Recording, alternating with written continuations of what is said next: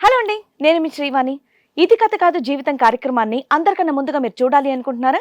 అయితే ఇమీడియట్ గా hit TV app ని డౌన్లోడ్ చేసుకోండి, అది కూడా ఫ్రీగా. ఇందులో short news, live news, entertainment, movies అన్ని అవైలబుల్ గా ఉన్నాయి. అండ్ మీ అందరికి ఇంకో సీక్రెట్ చెప్పనా? ఇలా రండి. Yes, hit TV app download చేసుకున్న వాళ్ళకి 1000 నుంచి 1 lakh వరకు లక్కీ డ్రాస్ అనేది తీయడం జరుగుతుంది. మరి ఇంకెందుకండి ఆలస్యం, ఇమీడియట్ గా హిట్ టీవీ యాప్ ని డౌన్లోడ్ చేసుకోండి. నమస్తే, ఇది కథ కాదు జీవితం కార్యక్రమానికి స్వాగతం.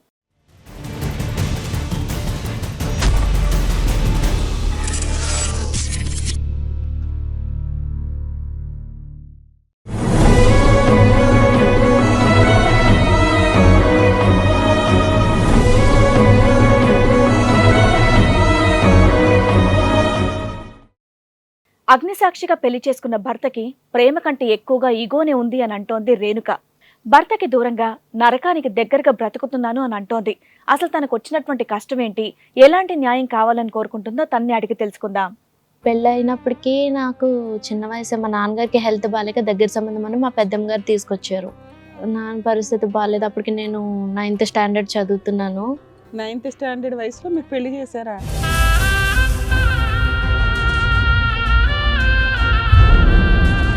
ఒక్క అమ్మాయికి 9th క్లాస్లో పెళ్ళి ఏంటమ్మా?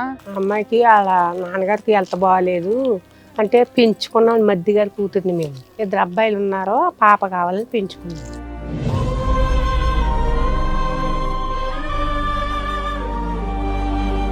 పెంచుకున్న తర్వాత తల్లిదండ్రులు చనిపోయారు. వాళ్ళ నాన్నగారికి పచ్చకామలు వచ్చి చనిపోయారు.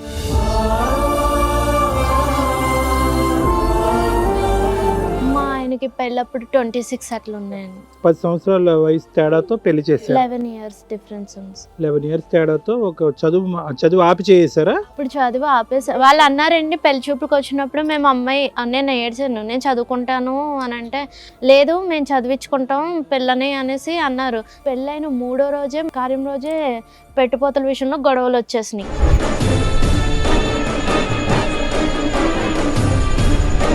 ఈ గొడవల్లో మా ఆయన గారు అప్పుడే నోరు అనేసాడు, ఇగో మీ పిల్లని మీరు తీసుకుపోండి, మాకేం అవసరం లేదు, మా అక్కని మా అమ్మని తక్కువ చేసి మాట్లాడుతున్నారని అప్పుడే అనేసాడు ఆయన.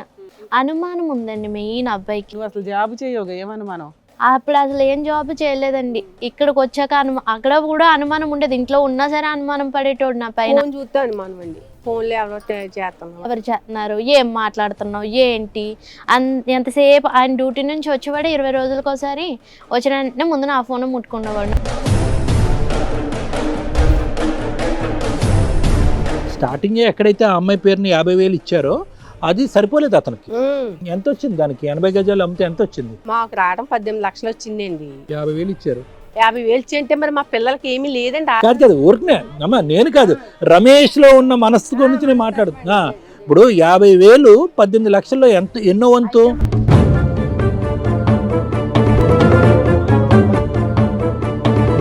యాభై వేలు కోడళ్ళకి ఏ రకంగా ఇచ్చావో కూతురికి అలా ఎలా ఇస్తావు అనేది నీకు, నీ అల్లుడికి ఆల్రెడీ ఆ రోజే పాయిజన్ చుక్క పడింది. ఆ 2వ రోజు వచ్చింది గొడవ. ఈయన డ్యూటీకి వెళ్ళాడు. డ్యూటీకి వెళ్ళి రావడంతోనే ఇంటికి రావడంతోనే 10,000 మంది దౌడ మీద కొట్టాడు. మా మామగారిని కూడా తోసి కొట్టాడు ఒకరోజు.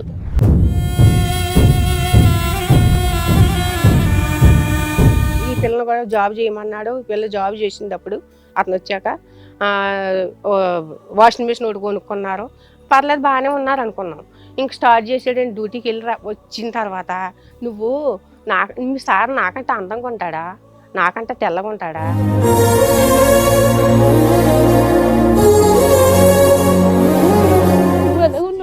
నా మీద లేదు. బాధపడుతున్నాను. అందరికీ ఏం చెప్తున్నాడు ఇప్పుడు వెళ్ళి, ఎందుకు వచ్చేసావు నువ్వు అంటే, ఆ పిల్ల మాట ఎందో, ఆ పిల్లకి పొగరు వచ్చింది. పొగరంటే గౌరవమే కదమ్మా, సిగ్గుపడాలి మీ ఆయన. తప్పుగా చెప్పాను. ఎవరైనా దారిలో పోయినా లాభ చెప్పారా, అమ్మ నీ కోడలు నీ కోసం ఇలా చెప్తుందని ఎప్పుడైనా చెప్పారా? నీకు కొంచెం కూడా విశ్వాసం లేదా? నువ్వు మంచం మీద పడుకొని ఉన్నావు కదా, ఆపరేషన్ చేసుకున్నట్టు. నా వయసు ఎంత?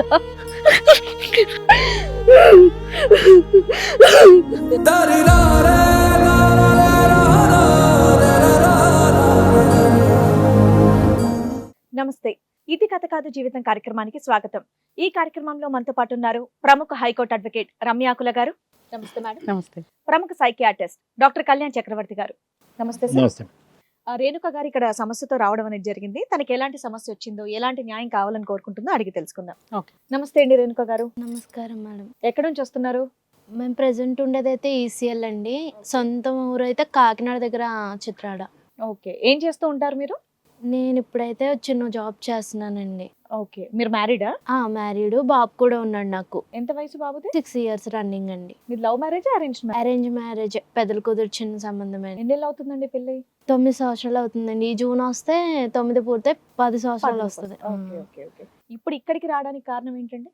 మా హస్బెండ్ గొడవలు అండి మాకు. మీ ఫ్యామిలీ డిస్ప్యూట్ ఆ. కోసం ఇక్కడికి వచ్చారు. అవునండి. మీ హస్బెండ్ మీరు ఎక్కడ ఉంటారు? మా హస్బెండ్ ప్రెసెంట్ అయితే నన్ను వదిలేసి వెళ్ళిపోయి 6 months అవుతుందండి. ఆయన చిత్రాడ వెళ్ళిపోయారు. ఎక్కడికి వెళ్ళారు? చిత్రాడ మా అత్తగారు ఊరు. ఎక్కడమ్మా? పిఠాపురం మండలం అండి, కాకినాడ జిల్లా. ఓకే. ఏంటండి మీ సమస్య ఏంటి? యాక్చువల్లీ మేడం, మాకు పెళ్ళి అయినప్పటికీ నాకు చిన్న వయసు, మా నాన్నగారికి హెల్త్ బాగాలేక దగ్గర సంబంధం అని మా పెద్దమ్మ గారు తీసుకొచ్చారు. ఓకే. పెద్దమ్మ గారు కుదించిన సంబంధం చుట్టాలు అవుతారమ్మా, మన దూర బంధువులు, మంచి వాళ్ళు అని చెప్పి మా నాన్నగారికి చూపిస్తే, సరే ఇంట్లో నాన్న పరిస్థితి బాగాలేదు. అప్పటికి నేను 9th standard చదువుతున్నాను. సరే నాన్న 9th standard వయసులో మీకు పెళ్లి చేశారా? ఎంతమంది అమ్మా మీరు? ఒక్కదాన్నే కూతుర్నండి. మీ అమ్మగారు ఆవిడ? ఈ ఒక్క అమ్మాయా? ఒక్క అమ్మాయికి 9th class లో పెళ్ళి ఏంటమ్మా? అయితే ఆ అమ్మాయికి వాళ్ళ నాన్నగారికి హెల్త్ బాగాలేదు అంటే పెంచుకున్నాం మధ్య గారి కూతుర్ని మేము. అడాప్షన్ డాటర్ ఆవిడ. మీ మరిది కూతుర్ని పెంచుకున్నారు, మీకు పిల్లలు లేరు. మాకు 2 అబ్బాయిలండి. 2 అబ్బాయిలు ఉన్నారో పాప కావాలని పెంచుకున్నాం. వారిని పెంచుకున్న తర్వాత తల్లిదండ్రులు చనిపోయారు. మా మధ్య గారు వాళ్ళ భార్య. వాళ్ళకి ఎంతమంది పిల్లలు? వాళ్ళకి ఇంకొక అబ్బాయి ఉన్నాడండి. ఆ అబ్బాయి వీళ్ళు పెద్దమ్మ పెంచుకుంది. పెద్దమ్మేమో కొడుకుని పెంచుకుంది, పిన్నోడు. వాళ్ళ అక్క పెంచుకుంది మా తమ్ముడిని. మీ ఇద్దరు పిల్లలు ఏమయ్యారమ్మా? మగ పిల్లలు? 2 బాబులు పెళ్ళిళ్ళు అయినాయి అండి. వాళ్ళ కాపరాలు ఈ చేసుకున్నాం. అమ్మాయిని ఏ వయసు అప్పుడు దత్తత తీసుకున్నారమ్మా మీరు? 3వ నెల పిల్లల కాంచి మా దగ్గర ఉందండి. మేము పెంచుకుంటుండగానే వాళ్ళ నాన్నగారికి పచ్చకామలు వచ్చి చనిపోయారు. సొంత నాన్న, సొంత అమ్మ నాన్నకి. అంటే అప్పటికి ఈ అమ్మాయి పుట్టిన సంవత్సరానికి ఇంకో అబ్బాయి పుట్టాడు. మాకు ఆడపిల్ల లేరు, అన్నయ్య నువ్వు నేను మంచిగా చూసుకోవచ్చు ఒక ఆడపిల్లైనా అని కలిసిమెలిసి ఉండేవాళ్ళం అండి. అలా ఇంకా వాళ్ళిద్దరు చనిపోయాక మా దగ్గర చేసుకున్నాం. ఆధార్ కార్డులో పేరెంట్స్ అంటే మీ పేర్లు ఉంటాయా? మా సొంత- పేర్లండి. మీ పేర్లే ఉంటాయమ్మా. ఓకే. అన్ని మేమే చూసుకున్నాం. మరి ఇప్పుడు వాళ్ళకున్న ఆస్తులు ఏమన్నా, మీ మరిది వాళ్ళ ఆస్తులు ఏమన్నా పంపకాలు జరిగినాయి? ఆయన గారికి 6 ఎకరం పొలం ఇచ్చారండి ఆ. మా మామయ్య గారు. ఆ. అది కూడా మా మామయ్య గారు చచ్చిపోయాక వచ్చిందండి. ఉమ్. మా మామయ్య గారు వాళ్ళ అక్క తలంతరాన్ని ఇచ్చారనమాట. అయితే అది పిల్ల పెళ్ళికి మా మధ్యగారు తోటికోళ్ళు లేరు, ఇంక మా పిల్లలకి ఇవ్వద్దు, మా మధ్యగారి పిల్లలకి ఇవ్వద్దు, మా ఆయన గారికి హెల్త్ బాగాలేదని అది అమ్మేసి ఆ పొలం 3 లక్షలకి సో ముగ్గురు మగ పిల్లలకి ఏమీ లేదు, ఏమి ఇవ్వకుండా ఓన్లీ ఆ ఉన్న 1 ఎకరము ఆడపిల్లకి పెళ్లిలో కట్నం కూడా ఇచ్చేశారు. అమ్మేసి ఆ కట్నం కింద క్యాష్ చేసుకుని కట్నము పెళ్లి ఖర్చులు అన్ని చూసుకున్నారు. చూసుకున్నాం. ఏం చేస్తాడు మీ అల్లుడు? మా అల్లుడు లారీ డ్రైవర్ అండి. లారీ డ్రైవర్కి ఇవ్వనని చెప్పాడు మా ఆయన. అంటే వాళ్ళు పెద్దమ్మ ఫోర్స్ చేసిందండి మా దగ్గర సామాన్. ఏం చదువుకుందమ్మా రేణుక? ఏం చదువుకున్నావు? నేను ఇప్పుడు పెళ్ళాక చదువుకున్నాను సార్. మళ్ళీ చదువుకున్నాం. ఇంటర్ కంప్లీట్ అదమ్మా, ఏ వయసు అప్పుడు నీకు పెళ్లి చేశారు? 15 కంప్లీట్ అయ్యి 16 వచ్చిందండి. 4 days అయింది. ఆవిడ దృష్టిలో అది మేజర్ కూడా కాదమ్మా. మీరు ఏదో 1 సంవత్సరం అటు ఇటు అంటున్నారు కానీ మైనర్ పెళ్లి చేశారు అప్పట్లో మీరు. 17 సంవత్సరం వచ్చింది. 17, 19 రావాలి మేజర్ అంటే. మీ ఆయనకి వయసు ఎంతమ్మా పెళ్ళప్పుడు? మీ ఆయనకి వయసు ఎంత? మా ఆయనకి పెళ్ళప్పుడు 26 అట్లా ఉన్నాయండి. 10 సంవత్సరాల వయసు తేడాతో పెళ్లి చేశారు. 11 years డిఫరెన్స్ ఉంది. 11 years తేడాతో ఒక చదువు ఆపి చేసారా? ఇప్పుడు చదువు ఆపేసా. వాళ్ళు అన్నారండి పెళ్లి చూపులకు వచ్చినప్పుడు, మేము అమ్మాయి నేను ఏడ్చాను, నేను చదువుకుంటాను అని అంటే, లేదు మేము చదివించుకుంటాం పిల్లని అనేసి అన్నారు. సరే చుట్టాలు కదా అని చెప్పి మా నాన్నగారు కూడా కన్విన్స్ అయ్యారు. కన్విన్స్ అయ్యి చదివిస్తాను అంటున్నారు కదమ్మా, పెద్దమ్మ తెచ్చిన సంబంధం కదా, నాకేమో ఆరోగ్య పరిస్థితి బాగాలేదని చెప్పేసి చేశారు. వాళ్ళు అలాగే పెళ్ళైనాక చదివిపిస్తామని చెప్పేసి ఒప్పుకున్నారండి. చదివించారా? అయితే పెళ్ళైన 3వ రోజే మా కార్యం రోజే పెట్టుపోతల విషయంలో గొడవలు వచ్చేసినాయి. ఇంకేం పెట్టాలి మీ దగ్గర? ఏమున్నాయని పెట్టడానికి? అన్ని పెట్టేశారు. కట్నం తీసేసుకున్నారు. అప్పటికే కట్నం తీసుకున్నారు. అమ్మ నాకు ఎట్టాల్సిన బంగారం ఎంత పెడతానని వీళ్ళు ఒప్పుకున్నారు. వాళ్ళు సరే ఎంత పెడతారో అనేసి ఒప్పుకున్నారు, పెట్టారు వీళ్ళు. కాకపోతే ఏంటంటే మా ఆడపడుసు మా చిన్న ఆడపడుచు పెద్ద ఆడపడుచు గొడవ పెట్టారు. మాకు కుంకుమ బరణాలు తక్కువ వెయిట్ ఉన్నాయి, బియ్యం క్వాలిటీ పెట్టలేదు అని గొడవ పెట్టేశారు. నాకు తెలిసి తెలియని తనమని నేను ఏడ్చేసేదాన్ని. ఇలా అయితే చుట్టాలందరూ అనుకొని ఒరే వాళ్ళు మా చనిపోయిన అమ్మ ఉంది కదా, వాళ్ళ దగ్గర చుట్టాలు బాగా, ఒరే పిల్ల మొహం కనిపిస్తుంది, మన పిల్ల మనకి ఇంటికి వచ్చింది, ఇంకా అలాంటివి పట్టించుకోకుండా అని అన్నప్పుడు ఈ గొడవలు మా ఆయన గారు అప్పుడే నోరు అనేసాడు, ఇగో మీ పిల్లని మీరు తీసుకుపోండి, మాకేం అవసరం లేదు, మా అక్కని మా అమ్మని తక్కువ చేసి మాట్లాడుతున్నారని అప్పుడే అనేసాడు ఆయన. ఇంకా అయితే ఎవరు తప్పు రమేష్ అలాంటి మాటలు మాట్లాడకూడదు అని చెప్పేసి అందరూ ఒప్పించి మామూలుగా కార్యం జరిపించారండి. ఆ తర్వాత కొన్ని రోజులకి ఆషాఢం వచ్చింది. నేను మా ఇంటికి అదే అమ్మలు తీసుకెళ్ళారు. ఇంట్లో ఎవరెవరు ఉండేవాళ్ళమ్మా? అత్తయ్య గారు, మావయ్య గారు, నేను, మా హస్బెండ్ ఏమో లారీ డ్రైవర్. ఆయన డ్యూటీకి వెళ్ళిపోతే 20 days అయినా వచ్చేటోళ్ళు కాదు. 15 days 20 days ఉంటాయి ఒక్కోసారి ట్రిప్స్.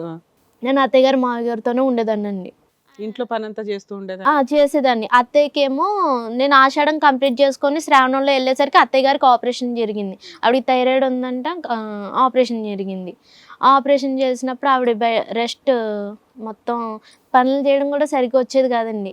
అయినా సరే అలాగే చేసుకుంటూ ఉండేదాన్ని. దానికి తోడు మా చిన్న ఆడపడుచు పిల్లల్ని కూడా ఇక్కడ వదిలేసి వెళ్ళిపోయింది. ఆమె హైదరాబాద్లో ఉండేవాళ్ళు. అప్పుడు వాళ్ళ హస్బెండ్ వైఫ్ గొడవలు ఉండేవి. సరే మా అత్తయ్య గారు ఉంది, ప్రెగ్నెన్సీ పిల్లలు ఎప్పుడమ్మా నీకు? పెళ్ళైన 3వ సంవత్సరానికి వచ్చిందండి ప్రెగ్నెన్సీ. ఈ లోపు ఏమన్నా గొడవలు ఉన్నాయా? ఇంకా ప్రెగ్నెన్సీ రాలేదేంటి అనేవాళ్ళండి. ఏమో పిల్లకి ఏమన్నా లోపం ఉందేమో అని అనేవాళ్ళు. హాస్పిటల్కి. ఎంతమంది పిల్లలమ్మా మీకు? బాబు ఒక్కడే అండి ఇప్పుడు. మళ్ళీ తర్వాత ప్రెగ్నెన్సీ కలగలేదండి. ఎందుకని? మందులు వాడితే అవుతుందని చెప్పారండి నాకు, కానీ వాడించలేదు మందులు. పిచ్చినేస్తానండి డబ్బుల దగ్గర. ఏం పేరమ్మా అతని పేరు? రమేష్. ఏంటి అలవాట్లు ఏమైనా ఉన్నాయా? అలవాటు ఫస్ట్ లో ఏం లేవండి, తర్వాత అలవాట్లు అయినాయి. ఎందుకు గొడవ మీకు అతనికి? ఇదేండి ఆయనకి ఆ డబ్బాస్ ఎక్కువ, ఎంత పెట్టినా పెట్టలేదు అనే అంటారండి. అతని సంపాదన ఏమవుతుంది? లారీ డ్రైవర్ అంటే ఎంత వస్తుంది అతనికి? ఆయన సంపాదన నాకేం చెప్పేవాడు కదండి, ఎంత వస్తుంది ఏంటి ఏం చెప్పేవాడు కాదు మాకు. మీరు ఉండేది own house, rented house? Own హౌసే ఊర్లో. ఎవరి పేరు మీద ఉంది? మా అత్తయ్య గారి పేరు మీద ఉందండి. ఇప్పుడు ఆయన ఇంట్లో నుంచి వెళ్ళిపోయాడు అంటున్నావు, నువ్వు మీ అత్తగారితోనే ఉన్నావా? ఆహా, ఇక్కడికి వచ్చేసాక వెళ్ళిపోయారండి. ఫ్యామిలీ వచ్చేసారా? 8 సంవత్సరాలు అక్కడే ఉన్నామండి. ఆ ఊరు ఆ ఇంట్లోనే ఉన్నాం. బ్యాక్ ఇక్కడ వచ్చారు ఈసీఎల్ దగ్గర. 1 year బ్యాక్ వచ్చామండి. 1 year బ్యాక్. ఎందుకు వచ్చారు?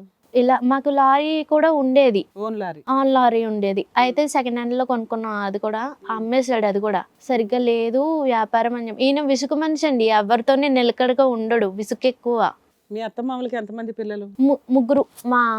ముందు మా ఆడపడుచు, తర్వాత మా ఆయన, తర్వాత మా చిన్న ఆడపడుచు, మొత్తం ముగ్గురు. 2 ఆడపడుచులు.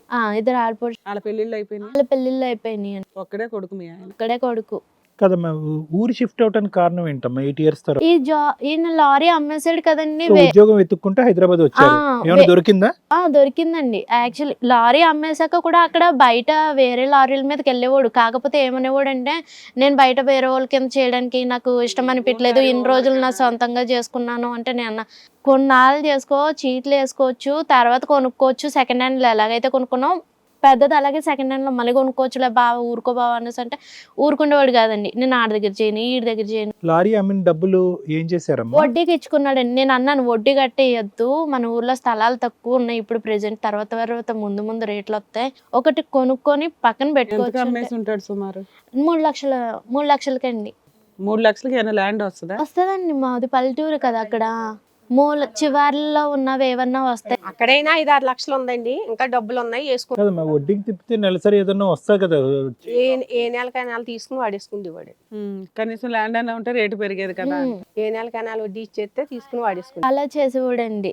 ఇప్పుడు మీ ఆయనకి చెడు అలవాట్లు ఉన్నాయి అంటున్నావు, ఏం చెడు అలవాట్లు ఉన్నాయి? చెడు అలవాట్లు అంటే కొంచెం తాగుతున్నాడండి. కొంచెం తాగడం ఏముందమ్మా, ఈ రోజుల్లో అందరితో పాటు మీ ఆయన.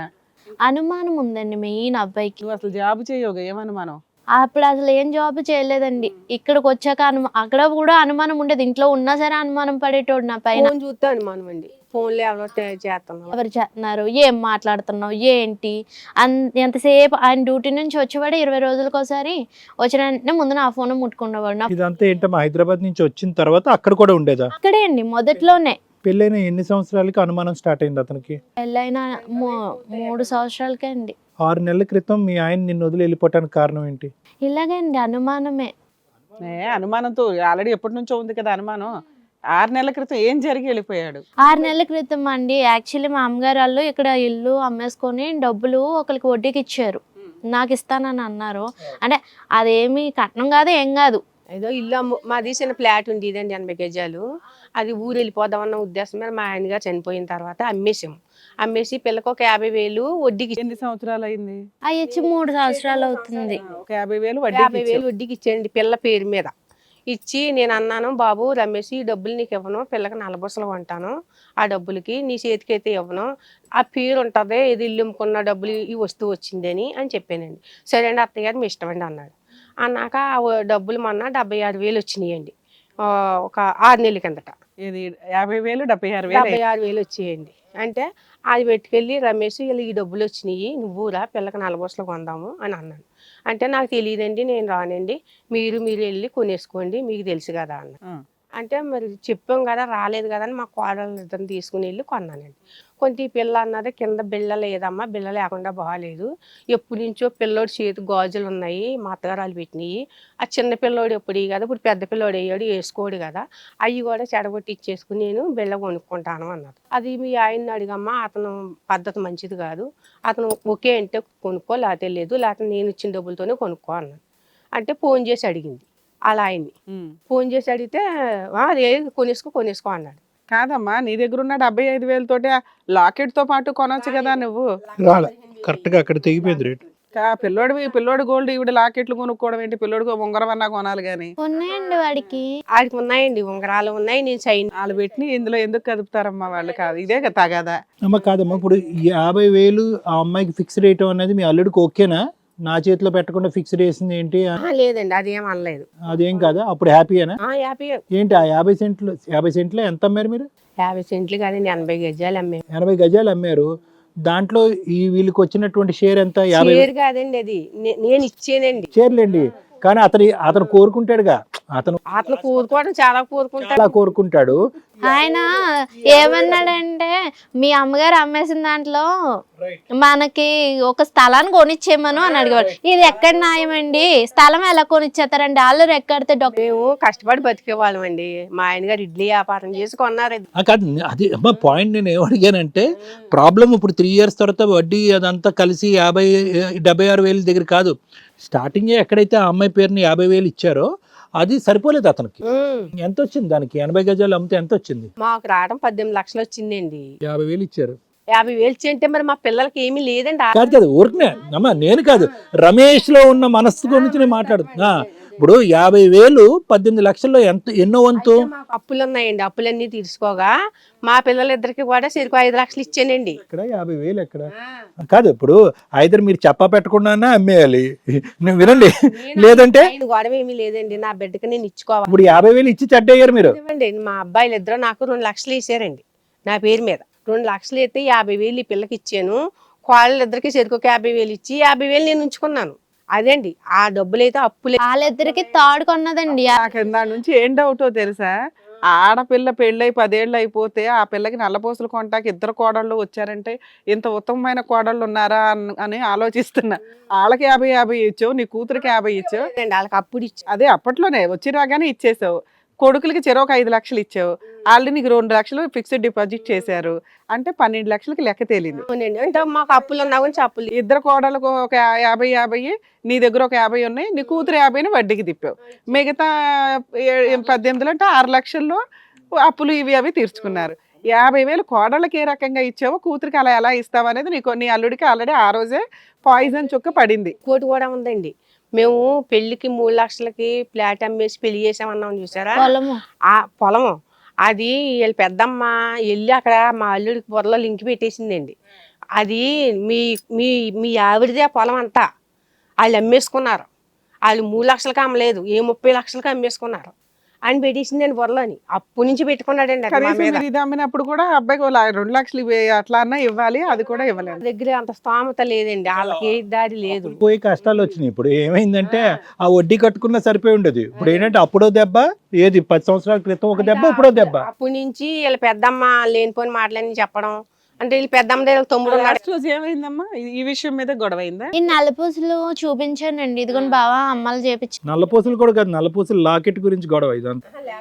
మొత్తం నల్లపూసల గురించి మొత్తం అడిగాడండి. ఈ లాకెట్ ఎంత అయింది, ఇది ఎంత అయింది అని లెక్కలు అడిగితే కొన్న చీట్లన్నీ తీసుకెళ్లి చూపించాం. ఆయన మొత్తం ఎంత అయింది ఇంతకి నల్లపూసలు? మొత్తం 1,16,000 అయింది మేడం. మొత్తం 76,000 నుంచి 1,16,000 కంటే పిల్లోడు గోల్డ్ పెట్టేశారా? పిల్లోడిదంటే ఆడు మురుగులు ఒకటే పెట్టాను మేడం. నాది పాపిడి బిల్ల అవును, నా వస్తువులే కదా, నా బిడ్డయ్యే కదా అని పెట్టుకుందమ్మా. అని నేను పెట్టుకున్నాను. కరెక్టే లేండి. ఇప్పుడు 50,000 మా మహానుభావుడు సరిపోలేదు, 50-76 అయింది. దాంతో నల్లపూసల్లో వచ్చింది, ఇంకోటి ఏదో రాలేదు. దానికి ఏమొచ్చి ఆడు మురుకులు తీసుకెళ్ళి తాగడి పెట్టారు. అంటే ఇవన్నీ వినటానికి మా గోటు వాళ్ళకి ఓకే అనిపించవచ్చు, కానీ రమేష్ అనేవాడు ఆల్రెడీ నెగిటివ్ మైండ్లో ఉన్నాడు. అతనికి ఏంటంటే ఇప్పుడు ఆయనకి అడిగే చేశాను మేడం. నేను పిల్లోడి నగలు తీసుకెళ్లి లాకెట్ చేయించుకొని అన్నాడా? చెప్పి ఇగో బావ లాకెట్ ఇది, ఆ డబ్బులకి ఇగో ఇది వస్తుందని కూడా ఫోన్ చేసి చెప్పడం వేరు, ఆయన సరే చేయించుకో అనటం వేరు. రానన్నాడు కదా మేడం. రానకపోతే నేను వీడియో కాల్ చేసి చూపించాను. బావ ఇగో ఈ గాజులు నీకు గుర్తున్నాయి కదా, ఇలా మూలపడి ఉంటున్నాయి, ఎందుకు ఇలా వేస్ట్ చేసుకోవడం అవసరమా, సరే ఇది ఇలాగా కన్వర్ట్ చేసేసుకుంటున్నాను, నీకు ఓకేనా అని అంటే, సరే తీసుకోరేనమ్మా నీకు ఎలా కావాలో అలా అది లేడీస్ వర్షన్ లో నేను ఆలోచిస్తే అంతే, ఎలాగో వేసుకుంది ఎలాగైనా చేసుకోవచ్చు కదా. అతను లారీ అమ్మి అతను తగ్గట్టు ఆయన చేసుకున్నాడు, పిల్లోడిది వేసుకుంది. ఆ రెండో రోజు వచ్చింది గొడవ. ఈయన డ్యూటీకి వెళ్ళాడు. డ్యూటీకి వెళ్ళి రావడంతోనే ఇంటికి రావడంతోనే 10,000 మంది దౌడ మీద కొట్టాడు. సార్ ఈ పంచాయతీ అంతా ఆయన డ్యూటీలో ఉండగా ఫోనుల్లో నడిచిన పంచాయతీ. అక్కడ ఉంచుకున్నాడు, ఏం చేస్తావు చేసుకో అని ఉంటాడు. సరే బాబు ఊరుకున్నాడు కదా అని ఇవిడ ఆల్రెడీ అన్ని చేయించింది. ఇంటికి వచ్చినాక లెక్కలు చెప్పేసరికి 4 పీకాడు. అంతేనా? కొట్టాడా? కొట్టాడు మేడం, కొట్టాడు. మేమని కాదు మేడం, మేము కాదు, చూసే ప్రేక్షకులకి ఏంటంటే అసలు ఎందుకైంది మీ గొడవ, 6 నెలల క్రితం మీ భర్త ఎందుకు వెళ్ళిపోయాడు అనేది ఇంకా క్లారిటీ రావట్లేదు. ఇగోండి ఇలా కొట్టి వెళ్ళిపోయాడు. వాళ్ళ అమ్మాలకి ఫోన్ చేశాడు, ఇదేంటి మన మురుగులా అదేసేసుకోవడం ఏంటి నేనన్నా. అది పెద్ద మేజర్ పాయింట్, మీకు ఏదో చిన్నగా అనిపిస్తుంది కానీ మన మురుగులు మీ మురుగులు అంటారేటి, మాయి మీ అంటారేటి, నేను మీకు ఆడలు కాదా అని నేను అడిగాను. అలా కాదు, ఆడికే ఉండాలి కదా, నేను ఆడికి ఎదిగే కొద్దీ పని చేయట్లేదు. అవి పని చేయకపోతే కరగబెట్టి ఇంకో పెద్దది చేస్తారు. అలాగే ఇప్పుడు అది కరగబెట్టుకుని మన మెండలో తడిగించుకోవాలి కాదమ్మా. నాకు అర్థం కావట్లేదు, ఏమనుకోకపోతే. అవును, ఇప్పుడు కొడుకుదే తీసుకొని అది పనికి రావట్లేదు కాబట్టి తల్లి వేసుకుంది, తప్పే ఉంది. అది రమేష్ కి తప్పు, మనకు కాదు. ఇప్పుడు రమేష్ ఏంటంటే మేడం, ఏది టార్గెట్ దొరుకుతుంది వాళ్ళ దృష్టిలో మనం ఆలోచించాలి. రమేష్ దృష్టిలోనే కాదు, ఇలా మ్యారిటల్ రిలేషన్ ఉన్న ఎవరి దృష్టిలో ఉన్నా అది 100% రాంగ్. అంతే. అలా నానమ్మ తాతయ్యలు పెట్టింది అది వాడు గుర్తు, పెద్దోడైనా కూడా అవి చూసుకుంటాడు, వేసుకుంటాడా లేదా అని కాదు, లేదా వాటిని మార్చి అది పిల్లోడికే చేయించాలి, కోడలు వేసుకోవడానికి కాదు వాళ్ళు ఇచ్చింది. అది చాలా మేజర్ ఇష్యూ అండి. ఇప్పుడు మనం చదువుకున్న వాళ్ళం కాబట్టి మనం ఆఫ్టర్ అని తీసుకోండి పూసుకోండి అని. అదే మీరే ఇచ్చారు అనుకో అమ్మా, మీరే ఇచ్చున్నారు అనుకోండి, అసలు గొడవే లేదు. తన ఇష్టం, తను వేసుకోవచ్చు. సైన్ ఉంది, అది వేసుకున్నా గొడవ లేకపోను, మేము పిల్లోడి సైన్ చేయండి. నువ్వు అంతా చేయించి అందులో సన్నగా చేయించుకోవాలి, నీ కూతురికి నువ్వు పూర్తిగా ఇచ్చుకోవాలంటే. లేదా తన దగ్గర ఉన్నవి పెళ్ళప్పుడు పెట్టినవి చాలనివి ఇరిగిపోయినవి ఉంటే వేసుకోవాలి. వాళ్ళ నానమ్మ తాతయ్య ఇచ్చింది వీళ్ళు అట్లా చేసేసి, పైగా వాళ్ళ హస్బెండ్ లేడు, నేను రాను ఏం చేసుకుంటావు అన్నప్పుడు వీళ్ళకి ఆల్రెడీ భర్త కొంచెం తెంగరగా కోపంగా ఉంటాడు ప్రతి విషయంలో అని వీళ్ళు కొంచెం ఇది అవ్వాలి. నెక్స్ట్ అక్కడ ఇచ్చినంత అమౌంట్ వీళ్ళకి సాటిస్ఫాక్షన్ లేదు అల్లుడికి. అంత మేజర్ ఇష్యూ ఉన్నప్పుడు చాలా చిన్న పాయింట్ కూడా పెద్దది.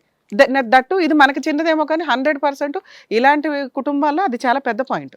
వాళ్ళు ఖచ్చితంగా నానమ్మ వాళ్ళు తీసుకెళ్ళిపోయి ఈవిడికి అరగేసి కోడలే కదా కొడుకే కదా, ఈ పులిహార అంతా మనకి, ఆవిడ సొంత కొడుకే, కానీ ఆ వస్తువు ఎవరు పెట్టారు అనేది ఇంపార్టెంట్. పిల్లోడికి నానమ్మ పెట్టినవి ఎక్కడ గుర్తుంటాయి? ఇంకా వాడికి 15 ఏళ్ళు 20 ఏళ్ళు వస్తాయి, పెళ్లి టైం ఇంకా చూసుకుంటాడు కదా, ఇవి మా నానమ్మ పెట్టినవి అంట చిన్నవి అనే క్యూట్ మెమరీస్ ఒక రకంగా.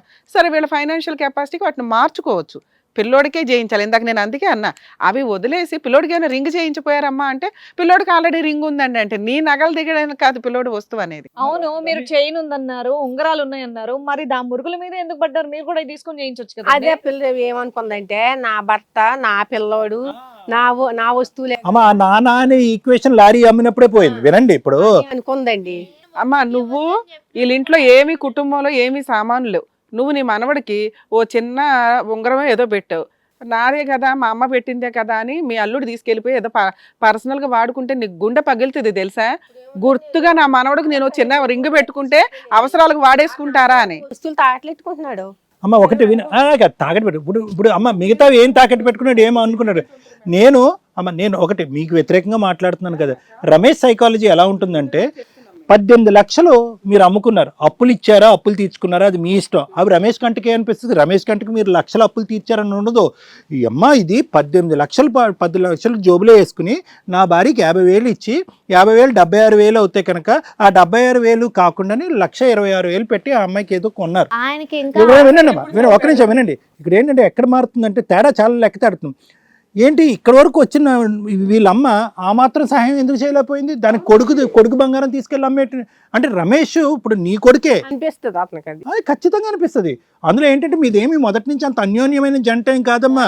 ఈ నల్లపూసల దగ్గర వచ్చినటువంటి గొడవ కాదు. అక్కడ ఏమొచ్చి స్థిరత్వం లేదు, ఒక స్థిరమైనటువంటి ఉద్యోగం లేదు. ఆ అబ్బాయి ఏమొచ్చి లారీ అమ్మేశాడు, ప్లస్ నీ మీద ఒక భయంకరమైన అనుమానం. ఎక్కడ కూడా మీ ఇద్దరు జత కలగలేదు. ఒక పిల్లోడిని అయితే కన్నారు కానీ ఎక్కడ జత కలగలేదు. ఇదేంటంటే అగ్గికి ఆర్జ్యం పోస్తున్నట్టుగా దొరికింది రమేష్కి. అంతే దొరికింది. మీ అమ్మ అక్కడెక్కడో ఇచ్చింది డబ్బులు. వెళ్ళేటప్పుడు మంచిగా నవ్వుకుంటా టిఫిన్ బాక్స్ అయితే పట్టుకుని వెళ్ళాడు డ్యూటీకి. వెళ్ళిన తర్వాత వాళ్ళ అమ్మతోటి ఆలోచించుకుని రావడం మానేసాడండి ఇంటికి. అంతే. మీ ఆయన ఎప్పుడు చనిపోయాడమ్మా? మా ఆయన చనిపోయి 5-6 సంవత్సరాలు అవుతుందండి. ఆస్తి ఎప్పుడు అమ్మారమ్మా? ఆస్తి 3 సంవత్సరాలు అయింది. మీరెవరమ్మా అమ్మడానికి? ఏంటి మీరెవరు అమ్మడానికి? మా పిల్లలు అమ్ముకున్నారు. మీ పిల్లలు ఎవరు అమ్మడానికి? మా పిల్లలు కొనుక్కున్నారండి. అది ఎప్పుడు కొనుక్కున్నారు? వీళ్ళు సొంతంగా కొనుక్కున్నదండి. పొలం అంటే పెద్దోళ్ళది. ఇప్పుడు ఈ ఆస్తి మీ పిల్లల పేరు మీద ఉన్న ఆస్తి, మీ అబ్బాయి పిల్లల పేరు మీద ఉన్న ఆస్తి. అదే మా పెద్దనాన్నగారు సొంతంగా కొనుక్కున్నారు. పూర్వీకులు కాకపోయినా పర్లేదు సార్, వీళ్ళ హస్బెండ్ అమ్మాయి సిగ్నేచర్ ఉండాలా? ఉండాలి. ఉండాలా? వాళ్ళ నాన్నగారిది అయి ఉంటే అమ్మాయి సిగ్నేచర్ కావాలి. అలా అమ్మాయి సంతకం పెట్టింది అంటే అమ్మాయి one of the share holder. Okay. అలా ఇచ్చారా ఇవ్వలేదని అడుగుతున్నారు. ఇప్పుడు వీళ్ళు ఏమంటున్నారంటే అది కొనటమే కొడుకులు కొనుక్కున్నారండి, అందులో నాకు 2 లక్షలు ఇచ్చారు అంటున్నారు. అదండి. అమ్మ రేణుక ఒకటే క్వశ్చన్. ఒక్క నిమిషం అమ్మ ఒక్క నిమిషం. రేణుక నిజంగా రమేష్ అంత చండాలుడా? ఊరికే అడుగుతున్నా. చిన్నాళ్ళంటే ఆయనకి అనుమానం. భయంకరమైన కేసులు విని చూసి మాకేంటంటే ఇక్కడ ఏంటా ఇంటెన్సిటీ అనేది ఇంకా ఏమన్నా ఉందా అని వెయిట్ చేస్తున్నాం. ఇంకా ఏమన్నా ఉందా అనేది. ఒక షోకి వచ్చే అంత కష్టం నీకేముంది అని మా డౌట్. ఆయన అసలు ఎందుకు వదిలేసి వెళ్ళిపోయాడు? ఇంటికే అండి. ఈ రీజన్ ఎవరికన్నా అడిగితే నేను వదిలేసి వెళ్ళిపోయి 20 రోజులు వెళ్ళిపోయాడండి. 20 రోజులు వెళ్ళిపోతే ఒక్క ఫోన్ లేదు, ఒక్క రూపాయి మీరు తిన్నారా ఉన్నారా ఎలా ఉన్నారా అని ఏం లేదు. కానీ అప్పుడు మా అత్త మామ ఫోన్లో మాట్లాడేవాళ్ళు. నేను అన్నదాన్ని, అత్తయ్య గారు మావయ్య రండి మీరు ఒకసారి ఇక్కడికి వచ్చి మాట్లాడండి, ఎందుకు వదిలేసి వెళ్ళిపోయాడో ఏంటో తెలుసుకుందాం. ఎక్కడికి వెళ్ళిపోతాడమ్మా? ఎక్కడ ఉంటాడు? అక్కడ హైదరాబాద్ లో. అప్పుడు ఇక్కడే ఉన్నాడండి 20 రోజులు. ఇప్పుడు ఎక్కడ ఉన్నాడు? ఇప్పుడైతే ఊరు వెళ్ళిపోయాడు. అక్కడ ఉన్నప్పుడు హైదరాబాద్ లో ఉన్నాడు సార్. ఇప్పుడు ఇక్కడ ఉన్నారు కదా, ఇప్పుడు అమ్మ వాళ్ళ ఇంటికి వెళ్ళిపోయాడు. అప్పుడు వదిలేసి వెళ్ళిపోయినప్పుడు నలపసులు కొనుక్కున్నప్పుడు 20 రోజులు కరెక్ట్గా 20 రోజులు వెళ్ళిపోయినప్పుడు హైదరాబాద్ లోనే ఉండి అతనికి హెచ్పి గ్యాస్ లో ఉద్యోగం ఇప్పించారు అనమాట. అదే ఈ పెద్దమ్మ ఉంది కదా, మా పెద్దమ్మ, అలా అల్లుడు గారు ఇప్పించారు. మా ఇబ్బంది చూసి ఎందుకులే రమేష్ వెళ్ళా అన్నారు. ఎందుకు రమేష్ అక్కడ అంత ఇబ్బంది పడిపోవడం, నేను ఉద్యోగం ఇప్పిస్తాను, రేణమ్మకి ఉద్యోగం ఇప్పిస్తాను వచ్చేయండి అని వాళ్ళ మాటలు చొప్పున మా పెద్దోళ్ళని మా అత్తగారు మా అంగారితో కూడా మాట్లాడితే, సరే అమ్మాయి ఎక్కడ ఉంటే ఏటి బతుకుదేరుకి వెళ్తున్నారు కదా వెళ్ళండి అని ముందన్నారండి. వచ్చాము ఆ ఉద్దేశంతోనే. రావడం మేము వాళ్ళ ఇంటికే వెళ్ళాం. పెద్దమ్మ గారి ఇంటికాడే ఉన్నాం. ఆవిడే రూమ్ చూసింది, అక్కడే ఉన్నాం. 10 రోజుల వరకు ఈయనకు ఉద్యోగం లేకపోతే పిచ్చెక్కిపోయేవాడు. డాక్టర్ కట్టాలి, సీట్ వేసాము, సీట్ కట్టాలి, ఇచ్చాము కదా డబ్బులు వడ్డీ. మీరు ఏమైనా జాబ్ జాయిన్ అయ్యారా? నాన్న అప్పటికేం జాబ్ చేయలేదు. ఇప్పుడు ఏమైనా చేస్తున్నారా? ఇప్పుడు నన్ను ఆయన వదిలేసి వెళ్ళిపోయాక. అసలు వదిలేసి వెళ్ళిపోయాడు. పంచాయతీ కానీ మీ అత్త వాళ్ళ ఇంటికి వెళ్ళడం కానీ, ఇప్పుడు ఆ పెద్దమ్మ ఉన్నారు కదా వాళ్ళ ఇంటికి వెళ్ళి మాట్లాడడం కానీ ఏమైనా చేశారా? చేయలేదు. తెలుసు కదా, నువ్వు డైరెక్ట్ గా మీ బాబు వెళ్ళాలి కదా. ఇక్కడే ఉండేందుకు ఉద్యోగం చేస్తాను. ఉండండి, ఇంకా స్టోరీ ఉంది. 20 రోజులు వెళ్ళిపోయాడండి. వెళ్ళిపోయి అక్కడక్కడే తిరుగుతున్నాడు కానీ పిల్లల్ని చూడడానికి కూడా రావట్లేదు. అదేంటి రమేష్, కన్నా కొడుకుని కూడా చూడడానికి రాకుండా ఎలా ఉండగలుగుతున్నావు, పిల్లల్ని చూడకుండా ఎలా ఉంటున్నావు, అది పద్ధతి కాదు రమేష్. అంతకాలం మీ అమ్మాయి మనవడే ఉన్నారు, మా దగ్గరే ఉన్నారండి. మీ ఇంటికి వచ్చేసారా? వచ్చారు. మా అబ్బాయి అన్నాడు, బావగారు ఒకసారి రండి మాట్లాడదాం కూర్చుని, అని 2-3 సార్లు అంటే నేను రానండి, మీ దగ్గర ఉన్నారు కదండి. నాకు కారణం ఏం చెప్తాడు? అంత అసహించుకోవాల్సినటువంటి అవసరం కారణం ఏం చెప్తలేదండి. కారణం చెప్పట్లేదు. కారణం నాకేమీ లేదు, మీతో చెప్పనండి, మీకు చెప్పవలసిన పని లేదండి. కారణం ఏంటి చెప్పంటే, మీతో చెప్పనవలసిన పని లేదండి. మా అత్తగారు మా అంగారితో కూడా అడిగితే ఇదే మాట అంటే, ఆడి పిచ్చేదమ్మా వచ్చేస్తాడులే అని వాళ్ళు అక్కడే ఉండి ఇలాగే ఫోన్లో జరిపే వాళ్ళండి మంతనాలు. అండి చిన్నపిల్లండి ఇలా వదిలేసి ఆ పద్ధతి కాదండి. మీరిద్దరు ఒకసారి రండి మాట్లాడండి, ఏమైనా ఒక సొల్యూషన్ మన వాళ్ళని ఏమైనా కారణం చెప్తున్నారా? వాళ్ళ అబ్బాయి వచ్చి వాళ్ళకి ఏమైనా కారణం చెప్పాడు? చెప్తున్నాడా మీకు? ఎందుకు వదిలేసి వెళ్ళిపోయాడు అంటే ఏమీ లేదమ్మా, ఏదో అలిగాడు, 2 రోజులు ఉన్నాడు అలాగే. దేనికి అలిగాడు? దేనికి అలిగాడు? వాళ్ళు అసలు పట్టించుకోలేదండి. తర్వాత ఏమైందమ్మా? పట్టించుకోకపోతే ఇక్కడే ఉన్నాడు. అప్పుడు నేను ఏం చేశానంటే, ఇప్పుడు ఇక్కడికి వచ్చింది వీళ్ళ చిన్నమ్మ, వీళ్ళ చిన్నమ్మతో అన్నాను, ఇట్లా అమ్మ నువ్వన్న ఒకసారి మాట్లాడు, అసలు ఏమంటాడో, అలా ఉండటం ఏంటి బయట పిల్లోని వదిలేసి అంటే ఆవిడ ఫోన్ చేసి అడిగితే వాళ్ళు ఎవరో ఏమనకుండా ఉండాలి నన్ను, మేమంట వాళ్ళు ఎవరో ఏం అడగకూడదు, నన్ను ఎందుకు వెళ్ళిపోయావు అని అడగకూడదు, మమ్మల్ని నన్ను ఏం ప్రశ్నించకూడదు, అలాగైతే వచ్చి నేను నా కాపురం నేను చేసుకుంటాను అని అన్నాడండి. అంటే మేమన్నాము, అమ్మ వాళ్ళు మంచిగా ఉండటం కావాలి మాకు, మేము అడిగితే ఇంక ఒరిగిది ఏముంది, మేమేం అడగం చేయము, ఎందుకు వెళ్ళిపోయామని కూడా అడగం, వాళ్ళ జోలికి వెళ్ళం, వాళ్ళ ఇంటికి వెళ్ళం, వాళ్ళతో మాట్లాడడం, వాళ్ళిద్దరిని మంచిగా ఉండమని వచ్చాయని చెప్పానండి. చెప్తే ఆ పిల్ల చేసిందంట. వచ్చాడు 2-3 నెలలు బాగానే ఉన్నాడండి. బండి కొనుక్కున్నాడు, ఇద్దరు కలిపి ఈ పిల్లని కూడా జాబ్ చేయమన్నాడు. పిల్ల జాబ్ చేసినప్పుడు అతను వచ్చాక వాషింగ్ మిషన్ ఒకటి కొనుక్కున్నారు. పర్లేదు బాగానే ఉన్నారు అనుకున్నాం. ఇంక స్టార్ట్ చేసాడండి డ్యూటీకి వెళ్ళి వచ్చిన తర్వాత, మీ సార్ నాకంటే అందంగా ఉంటాడా, నాకంటే తెల్లగా ఉంటాడా, అందంగా ఉంటాడా, నీకు జాబే ముఖ్యమా అని మొదలెట్టాడండి. బావ నాకు జాబ్ చెయ్యాలని ఏమీ లేదు. ఎంత శాలరీ వచ్చేదమ్మా మీ అమ్మాయికి? నాకు 10,000. 10,000 శాలరీ. ఎన్ని రోజులైంది, ఎన్ని నెలలు అయింది జాయిన్ అయ్యి? ఇప్పుడు 6 నెలలు అయిందమ్మా. ఇప్పుడు ఇతను ఈ డౌట్ క్రియేట్ చేసి ఎంతకాలం? 2 నెలలు వెళ్ళిందండి. అతను ఉన్నప్పుడే 2 నెలలు వెళ్ళింది. ఏం జాబ్ చేస్తారు మీరు? సిస్టమ్ వర్క్ అమ్మ. మళ్ళీ ఇప్పుడు లాస్ట్ గా వెళ్ళిపోయి ఎంతకాలం అయింది మీ ఆయన? డిసెంబర్ 6వ తారీఖు అండి ఆ రోజు. అప్పటికే ఆయన తిరిగి వచ్చాడు కదా, తిరిగి వచ్చాక కూడా 10 రోజులు బాగున్నాడు. 10 రోజులు బాగుండి మళ్ళీ గొడవలు మొదలెట్టాడు. అలాగే ఇన్నే డబ్బులు ఇచ్చారు, సెకండ్ టైం వెళ్ళిపోయేది నీ మీద అనుమానం. ఇన్నే డబ్బులు ఇచ్చారు మాకు, మీ అమ్మాయిని నువ్వు అడగవు చేయవు అని నేను. ఆయనకి కట్నం డబ్బులు గట్ట కాదు, నాకేదో వాళ్ళు ప్రేమగా ఇచ్చుకున్నారు. అది అయిపోయింది కదా టాపిక్. ఇంకేమి ఇస్తారు వాళ్ళ దగ్గర? ఇంకేమున్నాయి ఇవ్వడానికి? ఆయన అదే పనండి, అదే వాళ్ళ అమ్మ అయ్యే చెప్తుందండి, అయ్యే ఊరిపోతాయి. కాదమ్మా, ఇప్పుడు మీరు చెప్తున్న స్టోరీ అంతా 6 months 7 months నల్లపోసలు అప్పుడు పంచాయతీ అయిపోయింది. ఆ తలనొప్పి అయిపోయింది, వెళ్ళిపోయాడు అలిగి, మళ్ళీ వచ్చారు బతులాడుకుంటే ఓ 2-3 నెలలు ఉన్నాడు. లేదమ్మా 2-3 నెలలు లేడు, కరెక్ట్ గా 1 నెల రోజులు ఉన్నాడు. ఒక నెలకి మళ్ళీ పంచాయతీ ఆ డబ్బు గురించే స్టార్ట్ చేశాడా? వీళ్ళు మా ఇంటికి రావడం మానేశారండి, మానేశారు. నేను అక్కడికి వస్తే వాళ్ళు మా ఇంటికి రావద్దు, నువ్వు వాళ్ళ ఇంటికి వెళ్ళొద్దు, అలాగైతే నేను వస్తాను. ఇక్కడికి ఎందుకు వచ్చారు? మీది మామూలు ప్రాబ్లం, టీవీ షోలకు వచ్చే అంత సీరియస్ టాపిక్ కాదు. ఇక్కడికి ఎందుకు వచ్చారంటే చెప్తామండి అంటున్నారు. ఏంటి చెప్పండి? చెప్పమ్మా. ఇలాగండి, ఇలాగే అనుమానిస్తున్నాడు అనేది మెయిన్ రీజన్. అనుమానిస్తున్నాడు. తర్వాత ఏమో నేను ఏదన్నా డబ్బుల విషయం గట్టా ఏదన్నా అడిగినా చేసినా నీకు సంబంధం లేదు, నువ్వు అడగకూడదు, నేను దత్త పడే తిను, లేకపోతే లేదు. నాకు మనిషిగా ఏం విలువ ఇవ్వడండి. నేను మా అత్తగారిని అయితే చాలా బాగానే చూసుకున్నాను. ఆవిడ నా గురించి మంచిదనే చెప్తుంది కానీ అస్సలు కదలట్లేదు అక్కడ నుంచి. ఏం కదలాలి? మీ ఆయన ఇప్పుడు వాళ్ళ ఇంటి దగ్గర బుద్ధి చెప్పట్లేదు. ఒరే ఎందుకురా నువ్వు ఆ పిల్లని వదిలేసి వచ్చావు. ఏజ్ ఎంతో తెలుసా ఇప్పుడు? 36 అండి. అసలు ఎందుకురా నువ్వు ఆ అమ్మాయిని వదిలేసి వచ్చావు? ఇప్పుడు కంటిన్యూస్ గా ఇప్పుడు దాకా రాక ఒక 5 months అవుతుంది. 5 months. అంత ముందు కూడా ఇట్లా అలిగి వెళ్ళిపోతే మీరు ఫోన్ చేసి బతులాడి తెప్పించుకున్నారు కదా, మళ్ళీ అలా తెప్పించుకోవచ్చుగా. ఫోన్ చేసి తిడుతున్నాడండి, బండబూతులు తిడుతున్నాడు. ఏంటంటే ఇప్పుడు నిన్ను వదిలేస్తాడా, డైవర్స్? ఈ మాట అన్నాడండి మొన్న.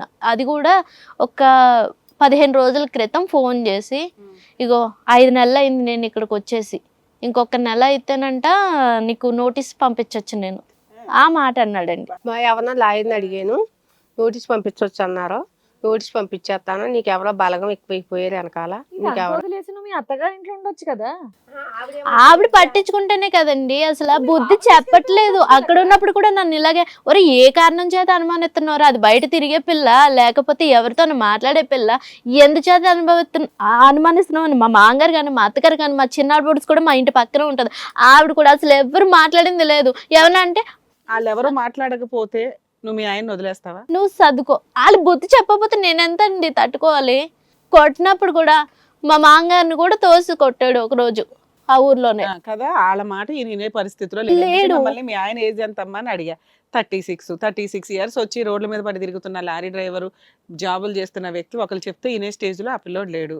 ఆ అబ్బాయి పేరెంట్స్ డిపెండెంట్స్ ఉన్నంతలో వాళ్ళ పని వీళ్ళకి పెళ్లి చేయడమే ఎక్కువ అన్నట్టు ఉన్నారు వాళ్ళు. పెద్ద మనుషులు అన్నా చెప్పాలి, నువ్వు మీ ఆయనతో మాట్లాడుకునే అంత ర్యాపో అయితే నీకుంది. నిన్ను తిడుతున్నాడు, నువ్వు ఇట్లాంటి దానివి అట్లాంటి దానివి అని మాట్లాడట్లా. సో నీ ఉద్దేశం ఏంటంటే మీ ఆయన నిన్ను తిట్టకుండా ఇక నుంచి బాగా చూసుకుంటాను అంటే నువ్వు అక్కడికన్నా వెళ్ళి ఉంటావు, ఆయన ఇక్కడికి వచ్చినా ఇద్దరు హ్యాపీ. ఆయన సపోర్ట్ కావాలని కోరుకుంటున్నాను నేను. భార్య కింద నన్ను అంగీకరించాలి. నువ్వేంటి చెప్పేది, నీకేంటి విలువిచ్చేదా అని అనొద్దు. నీకు ఈ విలువ ఇవ్వట్లా, మెయిన్ ఇంపార్టెంట్ విలువ ఇవ్వట్లా. ఇప్పుడు ఏదన్నా వాళ్ళకి ఖర్చు పెడతాడండి, అది ఎందుకు ఖర్చు పెట్టావు కాబట్టి నీకు సంబంధం ఏంటి? నా డబ్బులు నా ఇష్టం. అదేలేండి, అతని దృష్టిలో ఆ అమ్మాయి అంటే ఇంట్లో పని చేయడానికి పక్కన పడుకోవడానికి పనికి ఎంత రావాలి. సేమ్ అదే మాట వచ్చిందండి మా ఇంట్లో. పిల్లడు ఎలాగున్నాడన్న మొక్కలేదు, నువ్వు ఎలాగున్నావు అన్నది నా మీద లేదు. బాధపడకు నాన్న.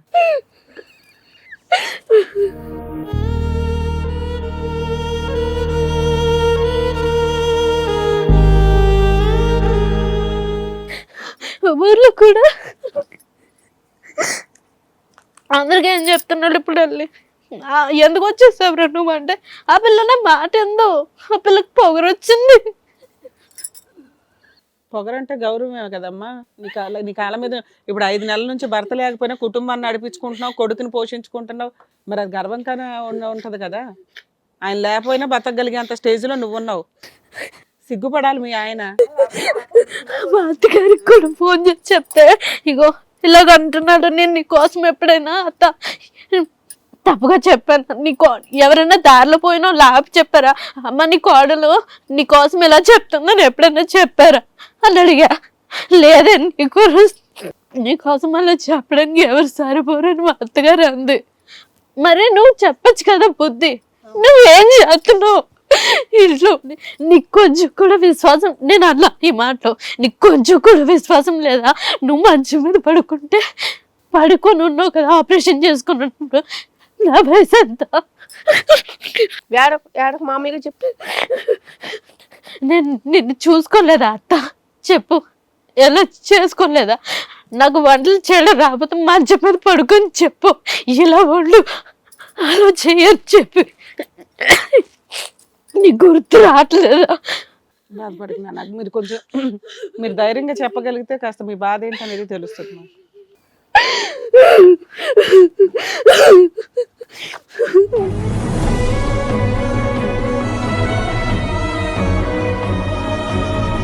చాలా సూటిపోటు మాటలు ఆడేది మా అత్త. ఊర్లో వాళ్ళు వాళ్ళ ఇంటి పక్కన వీళ్ళ ఇంటి పక్కన కూర్చోడం, ఎంతసేపు వాళ్ళు అనడం ఏదో ఒకటి, నీ కూతురు ఉద్యోగం చేస్తా, నీ కాల్ చేయదా? ఆ పట్టుదలతో నేను చదువుకుంటాను అత్త అని అంటే, సర్లు చదువుకో, 10th అప్పుడు వాలంటరీ పోస్టులు పడ్డాయండి మా ఊర్లో. 10th ఉంటే జాబ్ వస్తుందంట అనేసి అంటే, సర్లే అని ఓపెన్ 10th కట్ట. బాబు పుట్టేశాడు, బాబు పుట్టాక ఓపెన్ 10th కట్ట. అప్పటిదాకా చదువుకోవడం మానేసాను నేను. ఆ థాట్ లేదు ఇంకా. పిల్లల్ని, మా ఆడపడుచు గారి పిల్లల్ని చూసుకోవడం, మా అత్తగారిని చూసుకోవడం, ఇల్లు చూసుకోవడం, ఇంతే బతుకు, ఇంకా వేరేదైతే లేదు.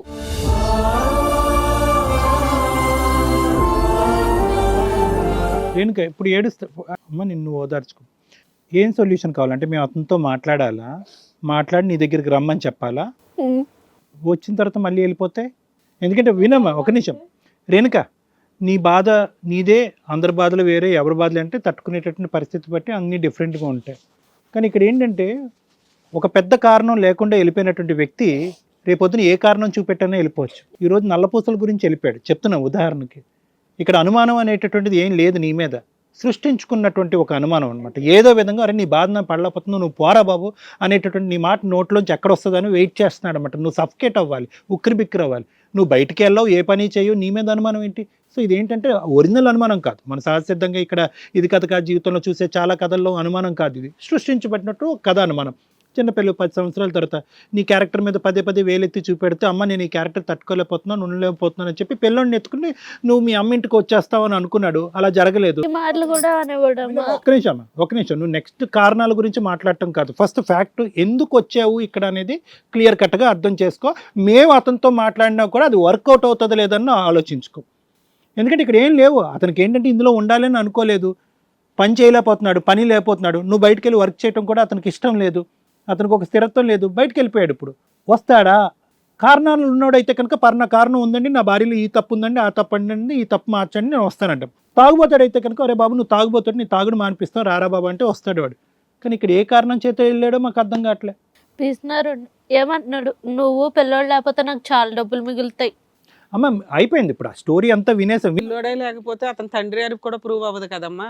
ఇక్కడ పాయింట్స్ ఏంటంటేనమ్మా, ఇంకెంత స్ట్రెస్ చేసినా ఇందులో ఎంత పిండినా కూడా ఇవే సమస్యలు. ఈ మూడే, ఒకటి బాధ్యత లేనటువంటి తండ్రి, ఇంకోటి ఏంటంటే నీ మీద అనుమానం అనేది చూపెట్టి అతనికి కావాల్సినటువంటి portion of money from your mother, మీ తల్లి దగ్గర నుంచి రాబట్టుకోవాలని మొదటి నుంచి చేసేటటువంటి విశ్వ ప్రయత్నం వల్ల ఆఖరికి ఉండేటటువంటి ఆ 80 గజాల దగ్గర కూడా అతనికి దక్కకపోవటం అనేది ఇక్కడ ప్రధానమైనటువంటి అంశం. ఇంకేమీ లేదు, ఇంకేం పిండి ఆరేయక్కర్లేదు, మీరు ఇంతే కదా.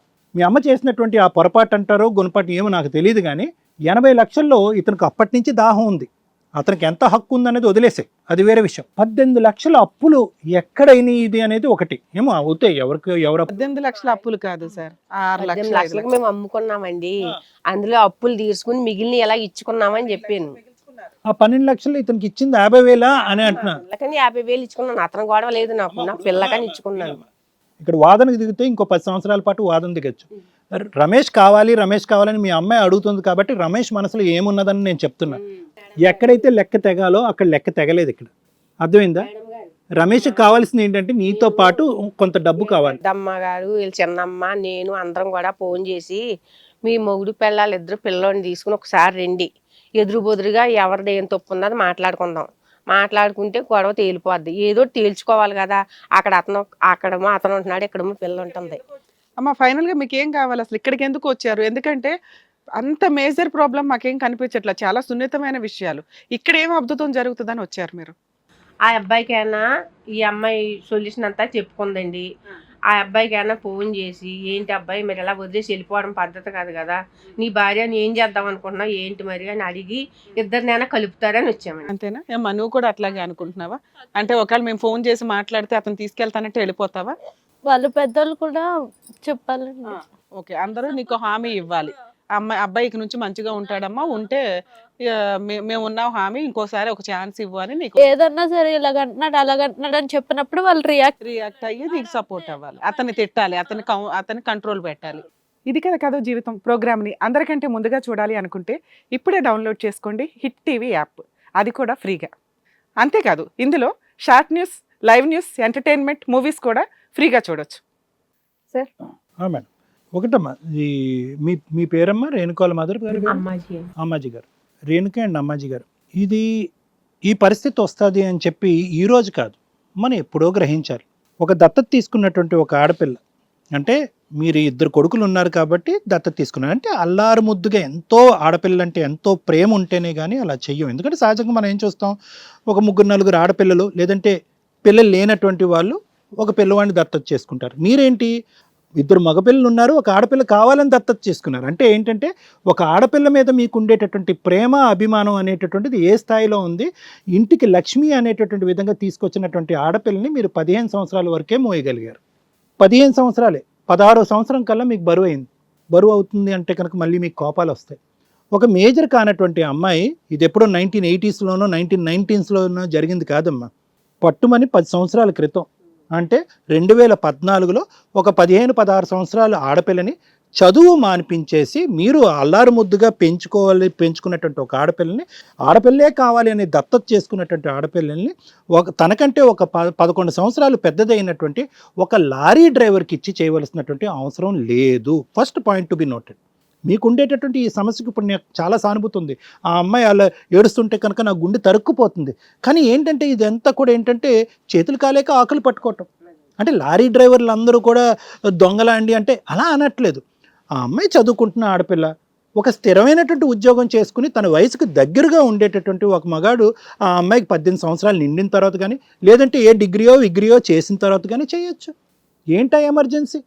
ఎందుకు చేశారు నాకు ఇంకా అర్థం కావట్లేదు. ఇప్పటికీ నాకు ఇంత మీరు బాగా చెప్పుకున్నా కూడా ఏమొచ్చింది?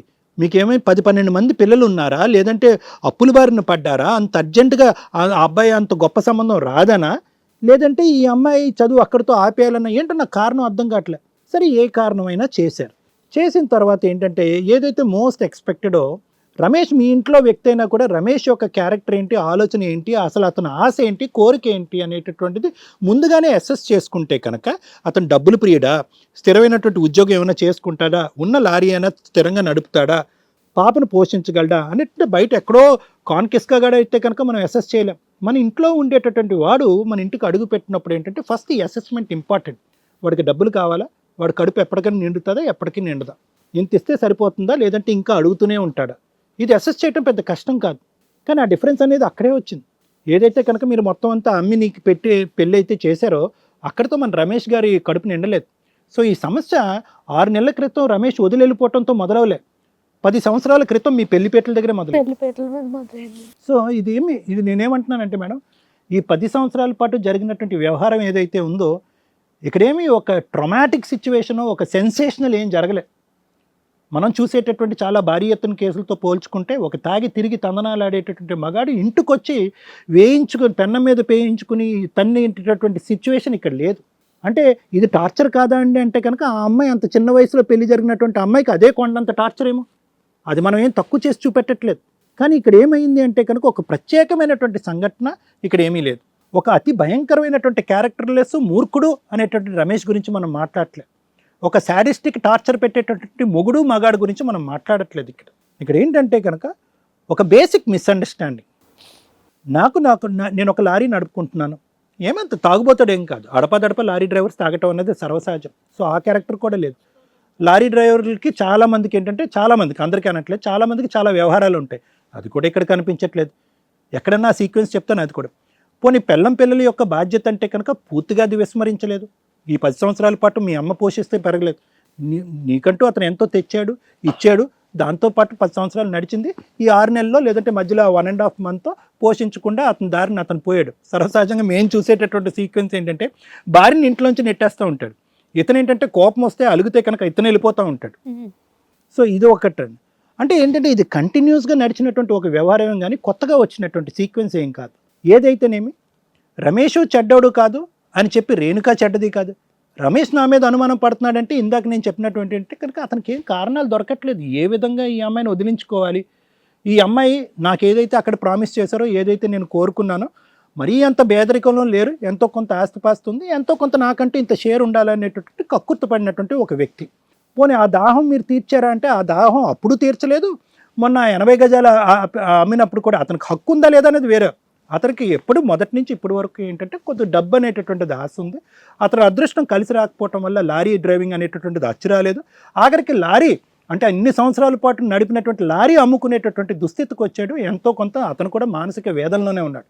ఆ డబ్బులు తీసుకెళ్ళి పోను నువ్వేమన్నావు అంటే కనుక ఒక ప్లాట్ కొందాం అన్నావు. అతను తీసుకెళ్ళి ఏం చేశాడు, ఏం చెడ్డ పని ఏం చేయలేదు. వడ్డీకి ఇచ్చారు కానీ వాళ్ళు ఇవ్వట్లేదు. అది వేరే విషయం. ఆ తలరాత బట్టి ఉంటుంది, ఎవడు తీరుస్తాడు వడ్డీ, ఎవడు ఇవ్వడు అనేది. కానీ అతను కూడా ఏంటంటే కనుక ఈ స్టాప్ గ్యాప్ టైంలో ఏదైతే కనుక మనకి ఇంకో వ్యాపకం అనేటటువంటిది వచ్చే లోపు ఇది ఎక్కడో తోట పెడితే కనుక వడ్డీ వస్తుంది అనుకున్నా, అది కూడా 0 అయిపోయింది. దాంతో కూడా మనస్తాపం చెందాడు అతను మానసిక పరిస్థితి కూడా బాగుండి ఉండదు. అర్థమైందమ్మా? దీంతో ఏమైందంటే మిస్అండర్స్టాండింగ్స్ పెరిగినాయి. మీ అమ్మ ఏమో వచ్చి అది అక్కడ అయింది. సో ఏంటంటే నేను కష్టంలో ఉన్నాను, అల్లర ముందుకు పెంచుకున్నటువంటి ఆడపిల్లని బాగా చూసుకొని ఎంతో నమ్మకంగా నాకు ఇచ్చారు. నా అదృష్టం బాగుండక నాకు ఒక స్థిరమైనటువంటి ఉద్యోగం లేక ఒక స్థిరమైనటువంటి సంపాదన లేకుండా మేమిద్దరం అస్తవ్యస్తలు పడుతుంటే కనుక చూస్తూ ఉండేటటువంటి నీ తల్లి సహాయం చేయొచ్చు కదా అనేటటువంటిది అతని ఆలోచన. డబ్బులు లేకపోతే ఎవరు సహాయం చేయలేరు. ఆస్తి అమ్ముకుని 18 లక్షలు వచ్చిన తర్వాత అందులో కొంత పోగా 13 లక్షలు అందరూ పంచుకుంటే కనుక ఆ టైం అప్పుడు బాగానే ఉన్నారు. ఏం బాగున్నారమ్మా? ఏ ప్యాలెస్లో ఉన్నారు? ఉండండి. అప్పుడు కూడా సొంత ఇల్లు ఉంది, అప్పుడు లారీ ఉంది. వినమ్మా, నేను అదే పాయింట్కి వస్తా. నువ్వు 15 సంవత్సరాలు అప్పుడు ఎందుకు పెళ్లి చేసావు అనేది అంటాను. నువ్వు ఈ మాట ఎత్తావు అంటే నేను అదే అంటా. మరి తప్పు కాదు, నేరం. అది నేరం కాదు, ఘోరం. అది నువ్వు ఇంకా మాట్లాడితే నేను ఇంకా అదే మాట్లాడతా. 2014లో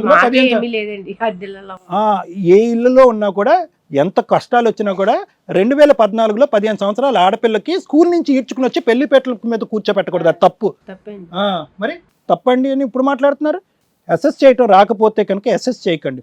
అతి పిన్న వయసులో పెళ్లి చేయాలి అని అనుకుంటే కనుక అట్లీస్ట్ మీ ఇంట్లో వ్యక్తి ఎవరు, రమేష్ బాంబే నుంచి వచ్చాడా, ఢిల్లీ నుంచి వచ్చాడా, మీ ఇంట్లో ఉండేటటువంటి మనిషి ఆయన మాకు. సరే వినండి అమ్మా, నేను ఆపేస్తాను.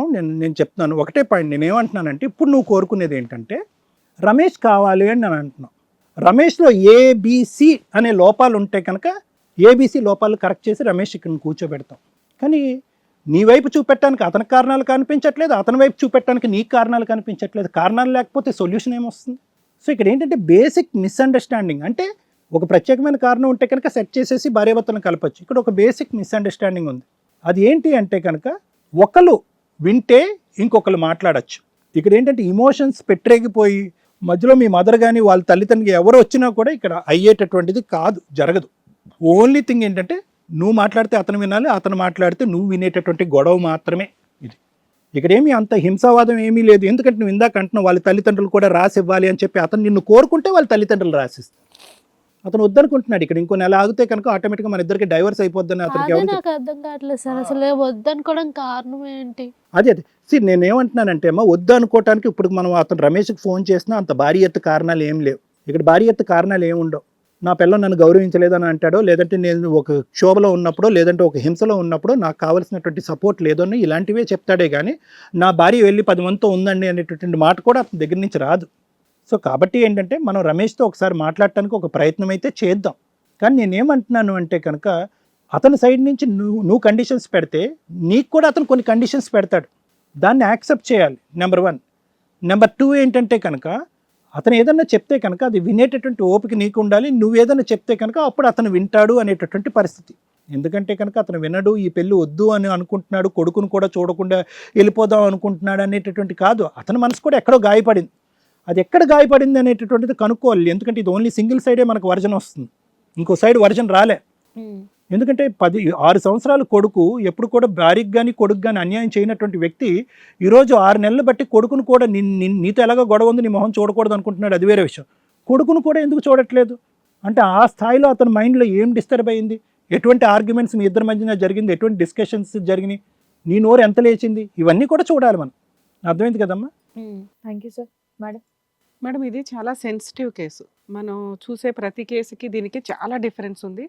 100 ఇళ్లలో ఒక మనం ఎగ్జాంపుల్గా ఎవరేజ్ తీసుకుంటే 100 ఇళ్లలోనూ కామన్గా జరిగే బేసిక్ హెరాస్మెంట్స్. వీటి గురించి టీవీ షోస్ దాకా ఎందుకు వచ్చారు అంటే వీళ్ళకి కావాల్సింది ఇమీడియట్ రిజల్ట్, హక్కుతో కూడిన రిజల్ట్. ఇక్కడ దాకా విక్టిమ్స్ ఫస్ట్ వచ్చేసారు అంటే వాళ్ళ వైపునే మనం మాట్లాడతామేమో, వాళ్ళ వైపు నుంచి ఒక రిప్రజెంటేషన్ తీసుకుంటే కనుక ఒక టీమే ఉంది మా వెనకాలన్న ఒక ధైర్యం ఉంటుంది. ఇక్కడ నుంచి అతను కంట్రోల్లో ఉంటాడు, భయపడతాడు, ఏదైనా జరిగితే వీళ్ళు వస్తారు అన్న ఒక ధీమా ఉంటుంది, హామీ ఉంటుందని ఇక్కడ దాకా వీళ్ళు వచ్చారని నేను అనుకుంటున్నా. ఎందుకంటే కేస్ ప్రొసీడింగ్స్ చూస్తే అతని రేంజ్లో అతని ఈగోలో ఉన్నాడు. అతనికి కావాల్సింది ఏంటి, అతని ఈగో సాటిస్ఫై అవ్వడం. ఇక్కడ పెద్దగా క్రూయాలిటీలు కానీ హెరాస్మెంట్స్ కానీ ఏమీ లేవు. ఈ మాత్రం ఫైనాన్షియల్ తగాదాలు ఏంటంటే స్టెప్ బై స్టెప్ వీళ్ళ మీద, ఈ అమ్మాయి వాళ్ళ మీద చూస్తే వీళ్ళు ఇంకా ఫైనాన్షియల్గా వీకే. ఇక్కడ ఆస్తి ఎక్కడ పెద్ద కోట్ల ఆస్తి గురించి కూడా మనం మాట్లాడడానికి లేదు. ఆస్తి ఒకవేళ వీళ్ళ హస్బెండ్ది అయ్యి ఉండి ఆయన చనిపోయినాక ఇది అమ్మాల్సిన పరిస్థితి వచ్చి మీరు వెళ్ళి సైన్ చేశారా అమ్మ? ఆస్తి అమ్మినప్పుడు అసలు అవసరమే లేకుండా పోయింది. ఆ ఆస్తి అన్నదమ్ములకి సంబంధించింది. వాళ్ళిద్దరూ పనిచేసుకొని అప్పు తీర్చుకోవాలి కాబట్టి బాధ్యతల ప్రకారం వాళ్ళు అప్పు తీర్చుకున్నారు. ఆడపిల్లకి ఎప్పుడైనా కానీ అలాంటి వచ్చినప్పుడు ఆడపిల్లకి ఒక ఆశ ఉంటుంది, ఓ చీరో ఓ నగో ఓ వ్యవహారం అని. అప్పుడు వాళ్ళ అమ్మకి ఇచ్చిన అమౌంట్లోంచి ఆవిడ ఒక 50,000 తీసి ఇచ్చింది. ఆ ఇచ్చిన అమౌంట్ తోటి వాళ్ళు ఒక పెద్ద ఇష్యూని క్రియేట్ చేసుకున్నారు. ఆ ఇచ్చిన దాంతో సరిపెట్టేసుకొని ఆ రోజుకి ఏదో ఒక వస్తువు కొనేసి ఉంటే బాగుండేది. లేదా బాబు అల్లుడు ఇదిగో అమ్మాయికి ఇది ఫిక్స్డ్ డిపాజిట్ చేస్తున్నాను, మీరు చావండి అంటే ఆ 50,000 ఉండేవో ఊరేగవో మళ్ళీ వడ్డీలకి వెళ్ళేవాడు, తర్వాత సంగతి. అవి పోతే పిల్లకి ఒక వస్తువు అన్నా కొనిచ్చాలి, అదేదో గౌరవంగా ఉంటుంది అని ఆవిడేదో ప్రయత్నాలు చేసింది. అడ్డంగా ఫెయిల్ అయిన ఒక డిజాస్టర్ ప్లాన్ అది. ఎందుకంటే అందులో నానమ్మలకి సంబంధించిన వారసత్వపు ఆస్తి వచ్చేసింది. అది ఒక మెమరీకి సంబంధించిన ఇన్సిడెంట్. చాలామంది అనుకుంటారండి, ఇందాక ఈ అమ్మాయి ఒక 10 to 15 minutes అదే పాయింట్ మీద అమ్మ కూతుర్లు ఆర్గ్యూ చేశారు. అది చాలా సెన్సిటివ్ పాయింట్. ఆ రోజున వాళ్ళు 1000 రూపాయలకు కొన్నారో 2000కి కొన్నారో ఆ వస్తువులు అనేవి వాళ్ళ వారసుడికి మనవడికి పెట్టుకున్న వస్తువులు. వాటిని ఆ పిల్లోడి పర్సనల్ నీడ్స్ నిమిత్తమే యూజ్ చేయాలి, లేదా మెమరీగా అలా ఉంచాలి తప్ప తెలిసి తెలియక కలిపేసుకునే వ్యవహారాల్లో చాలా పెద్ద బాధపడతాం. ఇంకా వీళ్ళు ఒకవేళ ఆ పిల్లోడికి పెట్టుంటే అమ్మమ్మ తాతయ్య వాళ్ళ అల్లుడు వాడేసుకొని ఉన్నా వీళ్ళు మాట్లాడరు భయంతో. వాళ్ళు చావు చేస్తారు, కూతురు బాగుంటే చాలరా బాబు అని. కానీ నానమ్మ తాతయ్యలు భర్త ఆడపడుచుల విషయానికి వచ్చేసరికి అది ఎట్లా తను వాడుకుంటుంది. పిల్లోడి కోసం ఏదైనా చేయిస్తే ఊరుకుంటారు. అది కొంత సెన్సిటివ్కి సంబంధించిన విషయం. అది సెన్సిటివ్ పాయింట్ అని కూడా వీళ్ళకి అర్థం కావట్లా.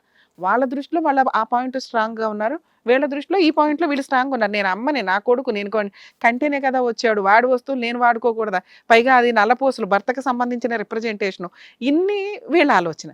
సో ఇవి ఏదో బ్రాడ్గా ఆలోచించండి అంటే వాళ్ళు పెరిగిన వాతావరణాలు, వాళ్ళ సర్కిల్ ప్రకారం వాళ్ళ ఆలోచన విధానం ఎలాగే ఉంటుంది. వీళ్ళని తప్పు రాంగ్ అని మనం డిసైడ్ చేయడానికి ఎక్కడ కనిపించట్లేదు. తెలుసుకుంటే బెటరు అని నా ఉద్దేశం అంతే.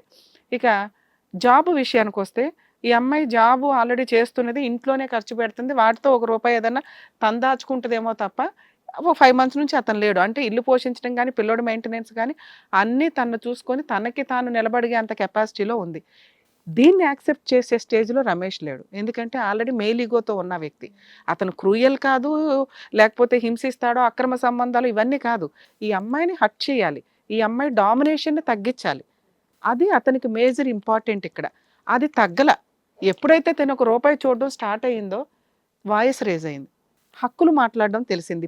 8 ఏళ్ళు అమ్మాయి వాళ్ళకి చాకరీ చేస్తూ ఇవన్నీ ఆవిడ లైఫ్ని రాసింది ఇక్కడ రమేషో ఇంకొకళ్ళో కాదు, వాళ్ళ అమ్మా నాన్న. వాటిని రికగ్నైజ్ చేసే ఏజ్లో అమ్మాయి లేదు. ఎందుకంటే నేను ఆల్రెడీ ఎక్కడెక్కడి నుంచో ఏడ్చుకుంటూ వస్తుంది తను. ఊపిరి ఆడల కాసేపు తనకి. మనం బ్రేక్ తీసి మళ్ళీ తను కూల్ చేయాల్సి వచ్చింది. అంటే ఇంత చిన్న పాయింట్స్ని, ఇంత చిన్న హెరాస్మెంట్లను కూడా తను రికగ్నైజ్ చేసుకొని భరించే స్టేజ్లో ఉండలా. ఎందుకు అంటే చిన్న వయసులో పెళ్లి చేశారు, ఆ పెళ్లి చేసింది మీ అమ్మా నాన్న. ఎందుకు అంటే మీ పరిస్థితుల వల్ల. దీన్ని మీరు యాక్సెప్ట్ చేసేయాలి. ఈరోజు మీరు సొసైటీలోకి వచ్చారుగా, మీరు ఆ రోజు చేసిన పని ఈ రోజున 10 ఏళ్ల కాపురం నిలబెట్టింది. ఏ పని? మీ అత్తకి సేవ చేయడం, మీ ఇంట్లో సర్వీస్ చేసుకుంటూ వెళ్ళడం. ఆ 8 ఏళ్లలో నీకు పెద్ద క్రూయాలిటీ ఏమీ లేదు, ఉన్నంతలో ఏదో నడిపించుకుంటూ వచ్చావు. నీకు మేజర్ ప్రాబ్లం ఎప్పుడు వచ్చింది అంటే నువ్వు బయటకు వచ్చినాక. ఎందుకు వచ్చింది అంటే నువ్వు స్వేచ్ఛగా ఉండగలిగావు. అత్తమావలకి చాకరీ తగ్గింది, నీ పిల్లోడికి నీ భర్తకే చేసుకుంటున్నావు. నీ భర్త 20 రోజులు వెళ్తే నువ్వు ఏమనుకుంటే అదే, ఇంట్లో వండుకుంటే వండుకుంటావు, లేకపోతే లేదు, చక్కగా హ్యాపీగా జాబ్ చేసుకుంటున్నావు, పిల్లోడిని చూసుకుంటున్నావు. ఇది అయిపోయింది. ఇంటికి వచ్చిన తర్వాత నీ ఇంత హ్యాపీనెస్ యాక్సెప్ట్ చేసే స్టేజ్లో నాలెడ్జ్ అతనికి లేదు. నువ్వు సంతోషంగా ఉంటే మీ ఆయనకి నచ్చదు, నువ్వు బాంచందరా అంటూనే ఉండాలి ఎంతసేపు. అలా ఉండగలిగితే ఈ రోజుకి నీ ప్రాబ్లం సాల్వ్ అయ్యేది. నువ్వు భర్త కావాలి అనుకుంటే ఈ 8 ఏళ్ళు ఎలా ఉన్నావో అలాగే ఉండాలి. నీ అత్తమామలు మీ హస్బెండ్కి కౌన్సిలింగ్ ఇవ్వరమ్మా, ఇవ్వాల్సిన అవసరం లేదు, వాళ్ళు అంతే, అతను అంతే. అతను నీ ఇంటికి ఒక మహారాజు అనుకుని నువ్వు ఫీల్ అయితే వాళ్ళ ఇంటికి వెళ్ళాలా, వాళ్ళని బతులు ఆడుకోవాలా, వాళ్ళు చెప్పిన కండిషన్స్ యాక్సెప్ట్ చేసి నువ్వు నిలబెట్టుకుంటే నీకు కాపురం నిలబడుతుంది. పోలీస్ స్టేషన్కి వెళ్ళి బెదిరించి కౌన్సిలింగ్లు ఇప్పించి ఇలా రండి అంటే ఖచ్చితంగా అలా ఆయన వస్తాడు. ఇప్పుడు రమ్య గారో సారో మేడమో ఈ ఫోన్ మాట్లాడితే భయపడి కూర్చుంటాడు కౌన్సిలింగ్కి, కానీ అతని మేలిగో సాటిస్ఫై అవ్వదు. అప్పటికి నీ డామినేషనే. మీకు లాజిక్ అర్థమవుతుందా? ఆ డామినేషన్ని అతను అసలు యాక్సెప్ట్ చెయ్యడు. జైలు కన్నా వెళ్తాడు, కోర్టుల కన్నా వెళ్తాడు, కాపురం అన్నా నాశనం అవుతుంది. సెన్సిటివ్ పాయింట్స్లో మేము సీరియస్గా తీసుకోలేమమ్మా. సీరియస్ పాయింట్లకి రమ్య గారు సీరియస్గా ఫోన్ చేసేస్తారు, తోలు తీసేస్తారు, లేకపోతే కేసులు వేస్తారు, నీకు లీగల్గా సపోర్ట్ ఉంటామో, లేకపోతే మేమే అక్కడికి వస్తామో, ఇన్ని చేస్తాం. నీ కేసు అలాంటిది కాదు, బంగారం లాంటి కాపురం. నీ స్వేచ్ఛని యాక్సెప్ట్ చేసే నాలెడ్జ్ మీ ఆయన దగ్గర లేదు. నీలాంటి మంచి భార్యలు దొరక బయట చాలామంది ఏడుస్తున్నారు, కానీ నీకు భర్తని ఎలా చూసుకోవాలి, భర్త దగ్గర ఎట్లా ఉండాలనేది తెలియాల. ఇప్పుడు తెలుసుకోండి. మీ అమ్మకి చెప్పడానికి తెలీదు. కూతురు కాపురం నాశనం అయితే ఎవరికి లాస్ అమ్మా? మీ అమ్మకే లాస్ కదా. నీ కాపురం పోవాలని ఆవిడ అనుకోవట్లా. ఇంత దూరం పరిగెత్తుకొని ఎందుకు వచ్చింది అంటే గబగబా మేము పిలిచి కౌన్సిలింగ్ ఇస్తామేమో అని. ముదురు కేసు అయితే మేము కౌన్సిలింగ్ ఇస్తాం, మాట వినని వ్యక్తి అయితే కౌన్సిలింగ్ ఇస్తాం. ఇప్పుడు కనుక మేము ఫోన్ చేయడమో, పోలీస్ స్టేషన్కో ఇప్పుడు నేను మాట్లాడడమో అనేది జరిగితే ఖచ్చితంగా ఈ కాపురం నాశనం అయిపోద్ది. అది నీకు అవసరమా? నువ్వు మాట్లాడమంటే మమ్మల్ని నమ్ముకొని వచ్చావు కాబట్టి మాట్లాడతాం. వెంటనే అతను ఏమంటాడు, అతని ఈగో ఏదైతే ఉందో అది రెచ్చిపోద్ది. అంటే తన కాళ్ళ దగ్గరికి నన్ను పిలిపిస్తుంది, తనకున్న బ్యాక్గ్రౌండ్ని చూపించి మమ్మల్ని ఇంకా తొక్కేయాలని చూస్తుంది. నాకు అవసరం లేదండి ఆ అమ్మాయి, నేను కోర్టులోనే చూసుకుంటానంటే నీకు వచ్చే ఇంకొక ఛాన్స్ రాదు. ఇది 100% విడిపోయే కాపురం కాదు. అలా విడిపోయే పరిస్థితి వస్తే నువ్వు ఈ 1 yearలో చేసిన పని వల్ల, జాబ్ వల్ల, నిన్ను నువ్వు పోషించుకోవడం వల్ల. అర్థమవుతుందా? నువ్వు మీ ఆయన మీద డిపెండ్ అయిపోతున్నట్టు షో ఆఫ్ ఉండాలి. లౌక్యం తెలియాలి కాపురానికి. నువ్వు 100% మంచి పిల్లవి, నీకు ఆ లౌక్యం తెలియక ఈరోజు కాపురం రోడ్డు మీదకి వచ్చింది. 6 నెలలు ఎందుకు వెళ్ళిపోతాడమ్మా? నువ్వు నేను ఉండగలను అని ప్రూవ్ చేసేసావు. అలా ఉండాలనే చెప్తాను. అరే తప్పే లేదు ఇక్కడ. నువ్వు గొడవ పడలా, కానీ మీ ఆయన లేకుండా 6 నెలలు నువ్వు ఇండివిడువల్గా ఉంటున్నావు. మీ అమ్మ తోడు ఉంటుంది, ఎవరు ఓ పిల్లోడిని పోషిస్తున్నావు. మగాడు తోడు లేకుండా నువ్వు ఉండగలిగావంటే ఆ మగాడికి వాల్యూనే లేదు కదా. అలానే నువ్వు ఉండొద్దు అన్నట్లు అట్లా ఉండాలి. ఎందుకంటే భర్తకి ఏదైనా అవసరం వచ్చి ఏ జాబు చేయలేకపోతే మీరు పోషించేలా ఉండాలి. మనల్ని పోషిస్తున్నప్పుడు మనం పోషించాలిగా భర్తని. జాబు లేదు అని ఇన్సల్టే చేయకూడదు. ఎందుకంటే నీ కాపురం అంతా బాగుంది, ఒక్క ఫైనాన్షియల్ తగాదాలు తప్ప. ఒకటి అతనికి జాబ్ లేకపోవడం, ఇన్కమ్ ప్రాపర్గా లేకపోవడం, ఇంకొకటి నిన్ను నువ్వు పోషించుకోగలగడం. నువ్వు హక్కులు మాట్లాడుతున్నావు, చాలా చిన్న హక్కులు నువ్వు మాట్లాడుతున్నాయి, అవి చాలా పెద్దగా ఉంది ఇక్కడ. మీరు హక్కులు మాట్లాడొద్దు. 8 ఏళ్ళు మీ హస్బెండ్ని ఎలా చూసుకున్నారో అలాగే అతను నిన్ను అనుమానించడం అనేది నోటి దురదమ్మ. ఒక అమ్మాయిని కంట్రోల్ చేయాలి, ఇన్సల్ట్ చేయాలి, ఫిజికల్గా అటాక్ చేయలేకపోతున్నాడు, మానసికంగా హింసించడానికి. ఎందుకంటే కొట్టేసేవాడు. అదే కోపంలో ఇప్పుడు నువ్వు ఒక మాట అనేస్తున్నావు, మాట్లాడుతున్నావు హక్కుగా. ఏంటండి నన్ను ఎట్లా అంటారండి మీరు అనే రేంజ్లో నువ్వు రివర్స్ అవుతున్నావు. ఇదంతా 1 ఇయర్ నుంచే, అంతకుముందు లేదు. ఏమండి వచ్చారో అమ్మయ్య అని సేవలు చేస్తున్నావు, వేడి నీళ్ళు పెడుతున్నావు, అన్నీ నడిచిపోతున్నాయి. ఇప్పుడు నీకు నీ వాల్యూ ఏంటో, నీ రెస్పెక్ట్ ఏంటో తెలిసింది. నీకు కొంచెం రెస్పెక్ట్ ఇస్తే మీ ఆయనకి సేవ చేస్తావు, మీ ఆయన నువ్వు బాగా సేవలు చేస్తే నీకు రెస్పెక్ట్ ఇస్తాడు. ఈ 2 మిస్ అయిపోతున్నాయి ఇక్కడ. అర్థమవుతుందా? ఇప్పుడు మాట్లాడాల్సింది ఏంటి? ఇప్పుడు ఏదన్నా నేను చేశాను అనుకో, దేనికోసం కాకపడుతున్నావు అలా. కాకాలాగా ఉండకూడదు, రెస్పెక్ట్ లాగా ఉండాలి అంటున్నా. అర్థమవుతుందా? నీకు తెలియక అన్నాడు, మీ ఆయనే కదా అన్నాడు. నీకు ఇప్పుడు నీ కొడుక్కి మీ ఆయనే దేవుడు. మీ ఆయన తర్వాతే ఎవరైనా, మీ అమ్మ ఇంకొకళ్ళు కాదు. నువ్వు కాపురం వదిలేస్తే బాగా ఏడ్చేది మీ అమ్మ. అర్థమవుతుందా? మీ అమ్మకి ఇంకా ఇప్పుడు ప్రశాంతంగా ఏదో కాస్త కోడళ్ళు ఆ కొడుకుల దగ్గర ఉంది. నీ కష్టమే ఆవిడకి ఇప్పుడు కష్టం. అర్థమవుతుందా? నువ్వు ఇక్కడ ఏడుస్తుంటే అక్కడ ఆవిడ ఏడుస్తుంది. అది లేకుండా ఉండాలి అంటే నువ్వు మీ ఆయనతో సర్దుకోవాలి. ఏం పర్లేదమ్మా, మా హస్బెండ్ తరపుల దగ్గరికి వెళ్ళాలా, మాట్లాడాలా, కాళ్ళు పట్టుకోవాలా, ఓసారి సేవ చేసుకుని మళ్ళీ వచ్చేయాలి. కాపురం నిలబెట్టుకో. ఇది నీ చేతిలోనే ఉంది. మేము ఇక్కడికి పిలిస్తే, ఇప్పుడు మీరు పిలవమంటే మేము కాల్ చేసి పిలుస్తాం, మాట్లాడతాం ఫోన్లో, స్పాయిల్ అయిపోద్ది. ఇది నేను రిస్క్ తీసుకోవడానికి రెడీగా లేను. ఇంకా నన్ను బ్యాడ్ చేశాడన్న ఫీలింగ్ వచ్చేస్తారమ్మా. ఎందుకంటే టీవీ షో దాకా వెళ్ళి మా పరువు తీస్తారా మీరు? ఎందుకంటే తెలియదు, నాలెడ్జ్ లేదు. మీకున్న సర్కిల్కి నాకు అర్థమైన దాని ప్రకారం పెద్దగా నాలెడ్జ్ లేదు. అక్కడికి వెళ్తే కాపురాలు నిలబడతాయో, లీగల్ సపోర్టో, సైకలాజికల్ సపోర్టో వస్తుంది, ఇమీడియట్గా ఒక రిజల్ట్ ఉంటుంది అనేది నాలెడ్జ్ లేదు. అన్ని కేసులకి ఫోనులు చేసేయడమో, కేసులు వేయడమో కాదు. ఇది పోలీస్ స్టేషన్ దగ్గరకో, లాయర్ దగ్గరకో, టీవీ షోకో వెళ్ళే కేసు కాదు. నీకు 100% నీ తప్పు ఏంటి, అతని తప్పు ఏంటో నీకు తెలిస్తే చాలు. అది ఇప్పుడు సారు, నేను, మేడం మీకు ఎక్స్ప్లెయిన్ చేసాం. ఈగో ఒక్కటే. మీ ఆయన ఈగో సాటిస్ఫై చేస్తే 100% నీ కాపురం నిలబడుతుంది. మీ ఆయనకి ఎవడ కౌన్సిలింగ్ అవసరం లేదు, ఎవడ రెస్పెక్ట్ అవసరం లేదు, ఎవరి ఇది అవసరం. నువ్వు ఒక్కదానివి బాంచని అనుకుంటూ ఉంటూ షో ఆఫ్ ఇస్తే దాన్నే లౌక్యంగా కాపురం చేయడం అంటారు. నీ పిల్లోడికి తండ్రి కావాలి, నీకు భర్త కావాలి, మీ అమ్మ ప్రశాంతంగా ఉండాలంటే ఇదొక్కటే టార్గెట్ నాన్న. ఎందుకంటే మీ మంచే మేము ఇక్కడ ఆలోచిస్తాం కదా. ఫోన్ చేయడం 100% కరెక్ట్ కాదు మేడం. రేణుక గారు చక్కగా చెప్పారు. ఇక్కడ మన డాక్టర్ గారు కానివ్వండి, అడ్వకేట్ గారు కానివ్వండి, మీ ప్రాబ్లమ్స్ అంతా ఫస్ట్ నుంచి అన్నీ చెప్పుకుంటూ వచ్చారు. సో ఇక్కడ ఏం చేయాలని వాళ్ళు చెప్పారు, సేమ్ అలాగే చేస్తే కనుక మీ కాపురం అనేది బాగుంటుంది, బాబుతో హ్యాపీగా ఉండొచ్చు. అర్థమైంది కదా మీకైతే క్లియర్గా? మీకైతే క్లియర్గా అర్థమైందిగా? అమ్మ మీరు ఇంటికి వెళ్ళండి, వాళ్ళే రావాలో ఇంకొకటో ఆయన కండిషన్లు పెట్టే స్టేజ్లో లేవు. అమ్మాయికి కొంచెం కాపురం చేయడం ఎట్లా అని నేర్పించండి. పెద్ద మనుషులు పంచాయతీ పెట్టి 1కి 4 సార్లు బతులాడండి. అమ్మ మీ అల్లుడు అంత క్రూయల్ కాదు, కోపంలో కొడుతున్నాడు, అనవసరంగా అరుస్తున్నాడు తప్ప, అనుమానిస్తున్నాడు, వదిలేసే కాపురం కాదు. బయట సమాజం అలా లేదు. ఖచ్చితంగా ఇది నిలబడాల్సిన కాపురం. అంత మీరు ఫెయిల్ అయిపోయి పెద్ద మనుషుల పంచాయతీలు కూడా ఫెయిల్ అయినప్పుడు పోలీస్ స్టేషన్కి వెళ్ళి కంప్లైంట్ ఇవ్వండి. పోలీస్ స్టేషన్ తర్వాతే టీవీ షో. గుర్తుపెట్టుకోండి, మీ ఎపిసోడ్ కొంచెం లేట్గానే టెలికాస్ట్ అవుతుంది. ఈలోపు కాపురం నిలబెట్టుకోండి. మీ ఏమీ బయటికి డిస్ప్లే అవ్వవు. కాబట్టి చాలా మందికి మీరు ఒక రిప్రజెంటేటివ్ అంటే కొన్ని వేల మంది లేడీస్కి నువ్వు రిప్రజెంటేటివ్ అమ్మ. ఈ ప్రాబ్లంతో తెలిసి తెలియక కాపురాలు నాశనం చేసుకుంటూ ఉంటారు. భర్త తర్వాతే ఎవడైనా. అది గుర్తు పెట్టుకొని కాపురాలు మా అమ్మాయికి నేను చెప్పవలసిన మాటలు కూడా ఇవే చెప్తానండి. మీరు చెప్పినట్టే చెప్తానండి. అయితే నీకు తెలియదమ్మా, పడిదాన్ని నేను, బాధపడిదాన్ని నేను, ఇలాగే ఎడుతుంది. మీరు చెప్పడం వేరు, మేము చెప్పడం వేరుగా. మేము ఎంతమందిని చూస్తుంటాం. మీరు కూడా బాగా చెప్పారు కదా. సరేనా? జాగ్రత్తమ్మా. ఓకే అండి, థ్యాంక్ యూ. మంచిది. నిజం చెప్పాలంటే ఇప్పటివరకు మన దగ్గర వచ్చినటువంటి కేసులు వేరు, ఇప్పుడున్నది చాలా సింపుల్ గా అనిపిస్తుంది నాకైతే. కాకపోతే చిన్న గొడవల్ని ఎలా హ్యాండిల్ చేసుకోవాలనేది వాళ్ళకి తెలియట్లేదు. సో వాళ్ళు ఎలా హ్యాండిల్ చేసుకోవాలి, సంసారం ఎలా బాగు చేసుకోవాలనేది నిజంగా డాక్టర్ గారు అండ్ అలాగే అడ్వకేట్ మేడం బాగా చెప్పారు. Thank you so much. మరో కథతో మళ్ళీ కలుద్దాం. హలో అండి, నేను మీ శ్రీవాణి. ఇది కథ కాదు జీవితం కార్యక్రమాన్ని అందరికన్నా ముందుగా మీరు చూడాలి అనుకుంటున్నారా? అయితే ఇమీడియట్ గా హిట్ టీవీ యాప్ ని డౌన్లోడ్ చేసుకోండి, అది కూడా ఫ్రీగా. ఇందులో short news, live news, entertainment, movies అన్ని అవైలబుల్ గా ఉన్నాయి. అండ్ మీ అందరికి ఇంకో సీక్రెట్ చెప్పనా? ఇలా రండి. Yes, hit TV app download చేసుకున్న వాళ్ళకి 1000 నుంచి 1 lakh వరకు లక్కీ డ్రాస్ అనేది తీయడం జరుగుతుంది. మరి ఇంకెందుకండి ఆలస్యం, ఇమీడియట్ గా హిట్ టీవీ యాప్ ని డౌన్లోడ్ చేసుకోండి.